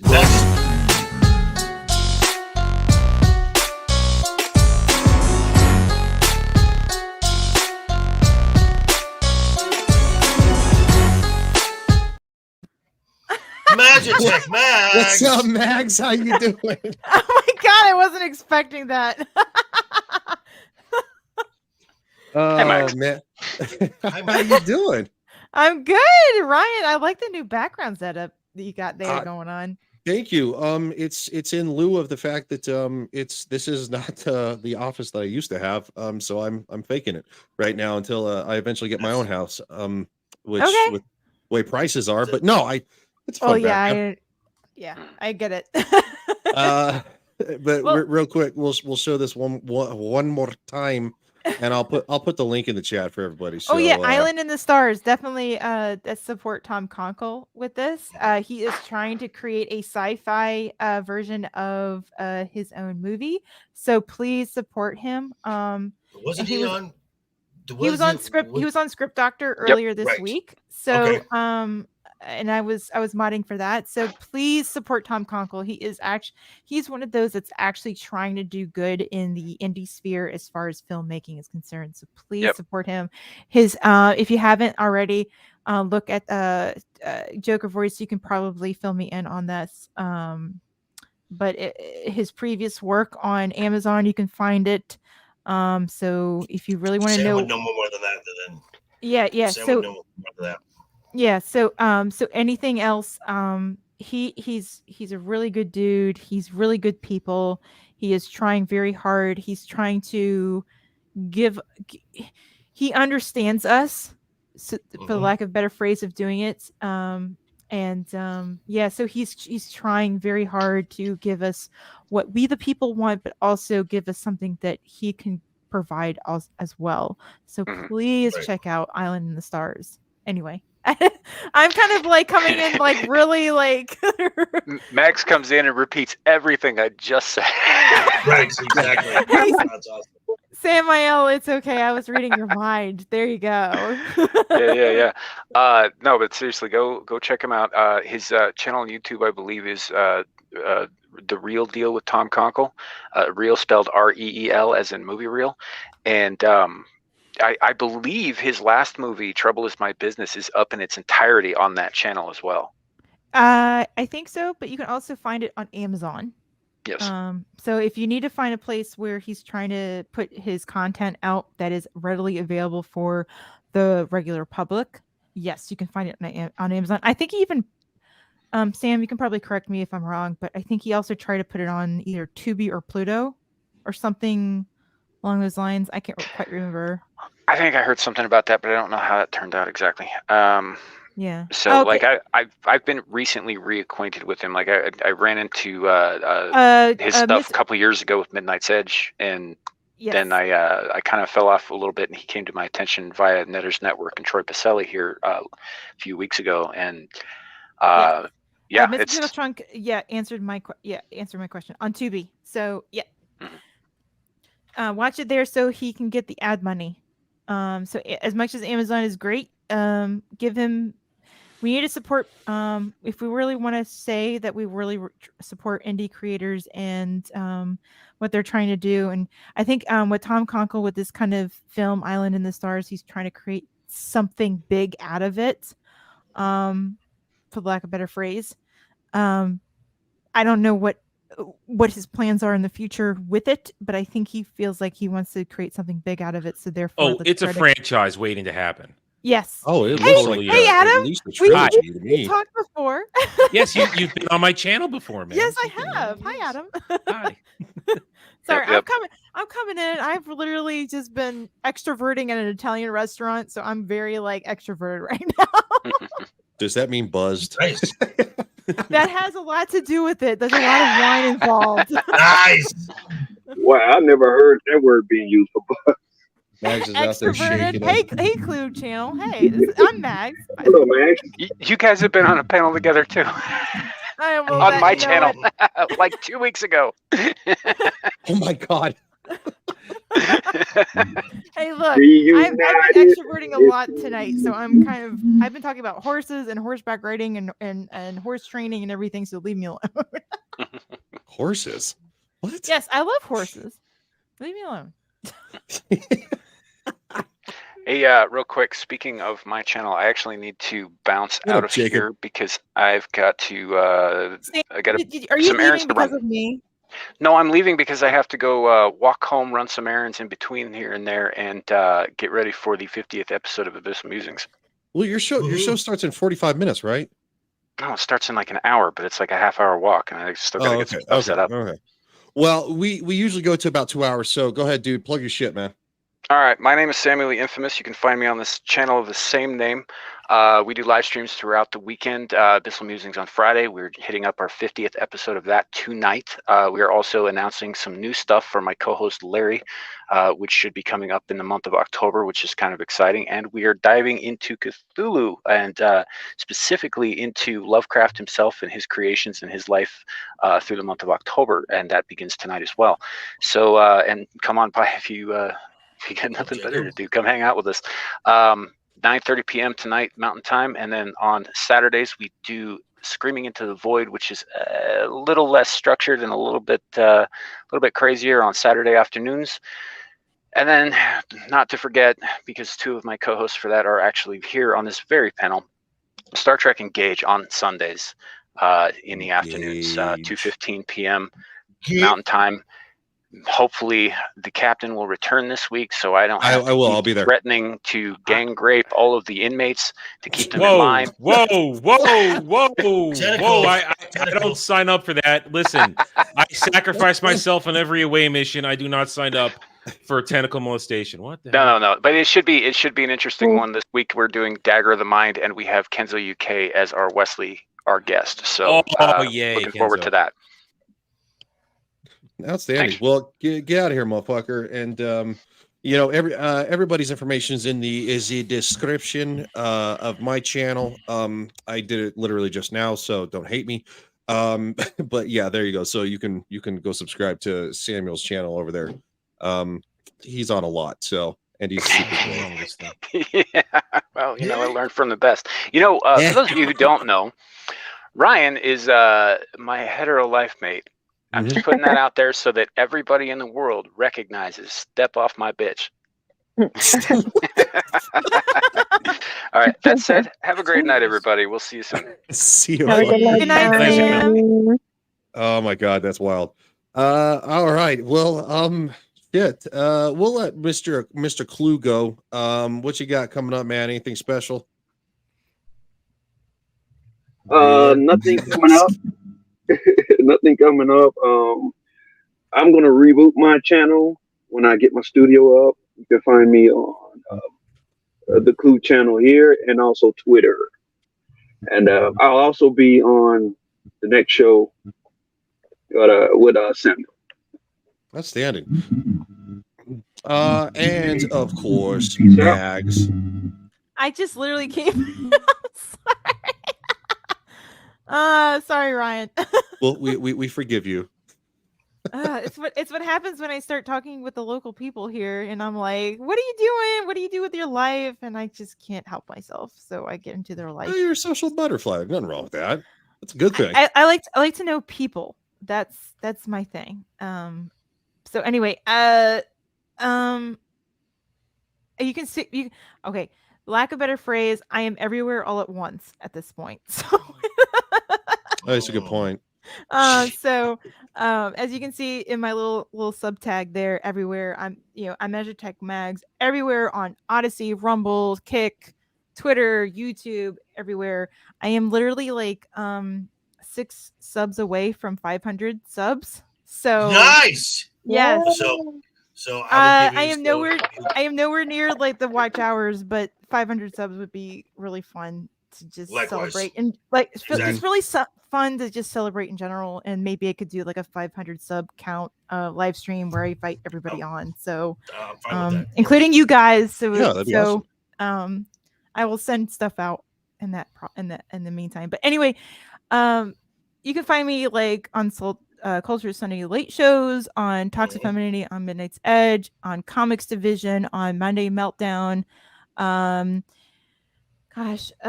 When his Wednesday shows as well as Thursday night shows. We, if you haven't known, 300 Mirrors Lily and I are on Dames and Dorks. We just had our 3rd episode this past Thursday, and in 2 weeks from this past Thursday will be our 4th episode. So make sure you're subbing to Inside All Day Podcast to watch us ladies talk about pop culture news. But other than that, you can find me here, of course, even though this is not as much time to give you, Ryan. I'm sorry. You're fine. It's not a big deal. But yes. So, but yeah, you can find me everywhere all at once. a lot of the time, and modding pretty much everywhere all at once. It feels like. But I love everybody here. Make sure everybody likes, subscribes, and when you do subscribe to everybody here tonight, please make sure you're watching people's videos so you have your subscription stick to people's channels, because YouTube will scrub your your subscription if you do not watch somebody's video, regardless if it's a live stream or anything otherwise. So make sure you're watching somebody's video or have it in a watch list immediately after the stream. That's all I'm going to say. And ring the bell too. Ring that bell. Ring that bell. And also after a live stream, leave a comment because that will extend the algorithm. Yes. Yeah, YouTube literally just went through another shift. I think a lot of us have noticed the fact that views have gone down. Shadow ban. Yeah, so it's they fucked with something again, because like views are low. They're definitely low. Even over here, and I've heard some of the other guys talk, you guys talk about that too, and it's sorry. Bless you. Bless you. Wow, JB had a heart attack. Oh wow, are you okay? I'm fine. He's like, I just got the goof. That's it. God no. Yeah. No. No, there is garbage going around, so I wouldn't be surprised if you get sick eventually. Lily, who are you gonna piss off on Twitter? Well, Adam will be very happy to know that I usually make all the Star Wars stands angry about once a week. That's good. I exist on Twitter solely to troll them. That's my primary purpose. I'm serious. So I'm doing my part. So you can find me there on Twitter at 300 Mirrors, obviously. And then, of course, on Mondays, I'm here with these lovely gentlemen, Ryan and JV. We're talking Game of Thrones. So if you guys want to see us go crazy as the seasons progress, make sure that you tune in on Mondays. Yes. 2 episodes. 2 episodes on Monday. And then, of course, on Fridays, here as well. So of course I'm always with the guys here. And then, like Mag said, every 2 weeks we're going to be doing our stream on Thursdays, and that's with Nomi too. So Nomi's not here tonight, but she's actually with us on Mondays and Fridays, and also on Thursday with me and Max. So make sure that you guys tune in, please. Thank you. And go follow Mags. Go sub to her, please, so she gets to her 500. Yes, because Mag's information is also in the description. But yes, nobody was here earlier, but she, of course, had to bounce. Yeah, she she's had not a phone been call feeling well. Yeah, no, she has not been feeling well. She actually been said that going she, around. most likely wasn't going to be on. So I was kind of shocked that she was here. It was nice of her to do that. Lastly, and certainly not least, would be the gentleman that was invited on to talk about the lovely Wheel of Time, Mr. Adam the Renaissance Nerd. Well, Ryan, thanks for having me on tonight. I am Adam Renaissance Nerd, YouTube channel, the same name. Check me out. I do takes, reviews in this pop culture war. Like many others, I am reviewing Ahsoka for one more week, reviewing Wheel of Time for one more week, playing games, all kinds of good stuff. You can catch my regular live streams on Mondays, Wednesday, Saturday, and Sunday. Monday is Mellow Mondays, which some of these fine people have an open door policy to. Come on in. It's a chill stream. We hang out, go down rabbit holes, trying to have a nice chill time. Wednesdays is my show Natural 20, where I usually have a bee in my bonnet or a burr in my ass, where I will rant and rave about something and generally complain. Thursdays, I try to do a gaming stream. Haven't lined up lately. Fridays, you can find me in about 40 minutes on Dermy Wormy's channel for Ball Busters. It's a sinking ship. I know. Oh, that's the best I'm part. locked in. Nowhere to go. But then on Saturdays, I recover. And I have a show with Jed, the Hollywood Scholar, called Saturday Night Drive-In. Mags has been a guest on it before. This week, speaking of Mel Gibson, we're doing Maverick. We're watching Maverick. You want to come on? You can come on if you got one time. We got seats open. You're welcome to come back, Mags. Okay. Yes. Oh, All right, okay. I'll shoot you a DM later on. Because we got time. Yeah, because I lost Decided one of on my the panelists names. this week, and Jed hasn't filled the seat yet, so we got room, plenty of room. But Mags, you are I welcome. love All right, Mag. so I love Max Mag is Gibson. joining us on Saturday now, 6 p.m. Eastern, on my channel, Saturday Night Drive-In, and then on Sunday, every 2 p.m. Eastern, on my channel, the Roundtable, where myself and several others we gather, we discuss things, we have a good time, and then right after that, I'm right back here when we're not mutinying and doing Samuel's bidding on his channel. We're right back here for Star Trek Engage, where I am the red shirt and I get roasted. And this week, after Engage, I'll be over on Beelzehub, Devil Made Me Do Its channel for Get Ranked, where we're going to be ranking giant robot shows and anime. And we're going to make Dermy cry a little bit. We're going to make Dermy cry. I think that's worth it to make him cry, actually. Oh, yeah. Dermy's a permanent panelist on that now. He's permanent. Oh, is he? Yeah. So like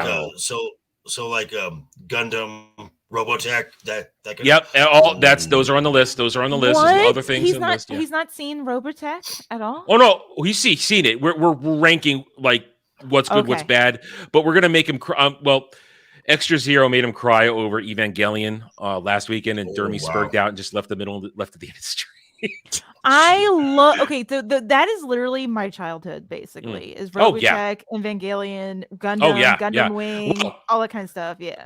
Mags, I also do a once a month anime show called Anime Odyssey. Anime Odyssey returns on my channel in October after a 3-month hiatus. Myself and unfortunately Dermy Wormy is my co-host on that one. I can't escape the little retard. I really can't. Little retard is everywhere in my life. I can't get rid of him. He's a stink stuck on the bottom of my shoe. I just can't. No, so Dermy and I, this next month we're doing Fire Force Season 1, and we are going to be joined by Kenzo, who will be guesting with us on Engage this week. And then I can announce it now. Next month for November's Anime Odyssey, we're doing some One Piece, because now One Piece, people are discovering One Piece all of a sudden. I'm an old school One Piece fan. We're doing One Piece Alabasta arc, and I may have some special guests signed up, working it out. It's far enough down the road. I may make it work, but I won't announce who that might be, because it would be embarrassing if they don't show up. Anyway, so guys, check out my channel. I greatly appreciate it, because people are saying I am shadow banned, so any support would be nice to get at This him. is true, because I haven't seen you on Twitter show up on my news feed, so I don't. And I'm gonna have to seek you out personally. So thank you. Yeah, and again, I'm on X Twitter at the Red Nerd, where, like with Lily, I'm there to make DC Star Wars Stance Life miserable when I'm not promoting the stuff that I do on YouTube. Other than that, I'm there to shitpost. I'm there to shitpost. No other reason. I love shitposting. Let's do it, y'all. Yeah. I've been trying to get Mags to stalk me for forever, and like she won't do it. But how'd you I get her to do it? stalked you, Ryan. What are you talking about? We're friends. Unfollow each other. she stalks me. It's fine. Totally fine with it. All right, well, Ryan, thank you for having me on tonight, dude. Yeah, no problem, man. Thanks for coming on, dude. I needed somebody to talk about the Wheel of Time with, who knows it a little bit better than I do. Maybe in the future for the Valley, might be able to get a Dreaming Tabitha on, because she's a huge fan. She despises it probably more than you do. But thank you, everybody in the chat. It's been awesome. And JV, you're the one that says goodbye. I know, because I've got a thing. So, everyone here, I've been reviewing Ahsoka. Thank God there's one more week of this, the weekly case of herpes that flares up every week. But next week, Disney is going to stick it to us with a double dose, because we get the end of Ahsoka and the premiere of Loki season 2 in the same week. I'm not touching that shit. I don't touch MCU garbage anymore. I draw the line. So I will be probably on Sunday. I will probably be on with Wookie Be Bad noon Pacific time, and then I'm going to be on with Dork Wars about 5 p.m. Pacific time, 5 or 6 p.m. Pacific time, and then I will be back here Monday for Game of Thrones. I will be on with Roman of the Empire on Thursday for the finale of Ahsoka, and then back here Friday again for Friday night's Royal Rumble. Busy guy. Everyone, thank you for being here. Chat, you guys were awesome. Everyone have an amazing weekend. This is his channel, but no one gives two shits about him. So I get to say goodbye by saying toodles.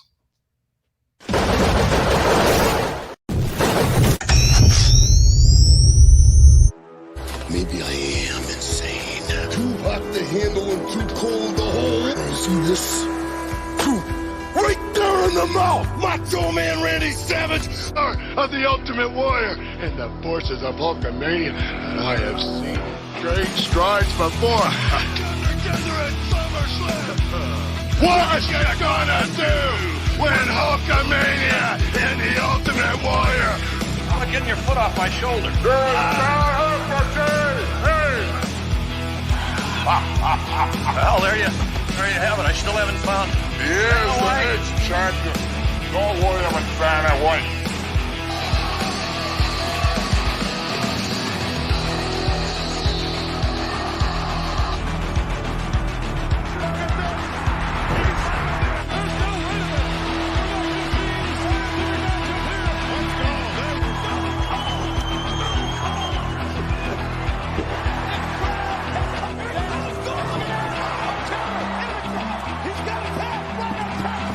Because comparatively speaking to the Macho Man Randy Savage, you are nothing but garbage.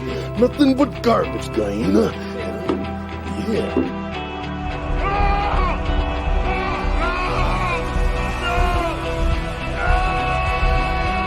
Oh, yeah!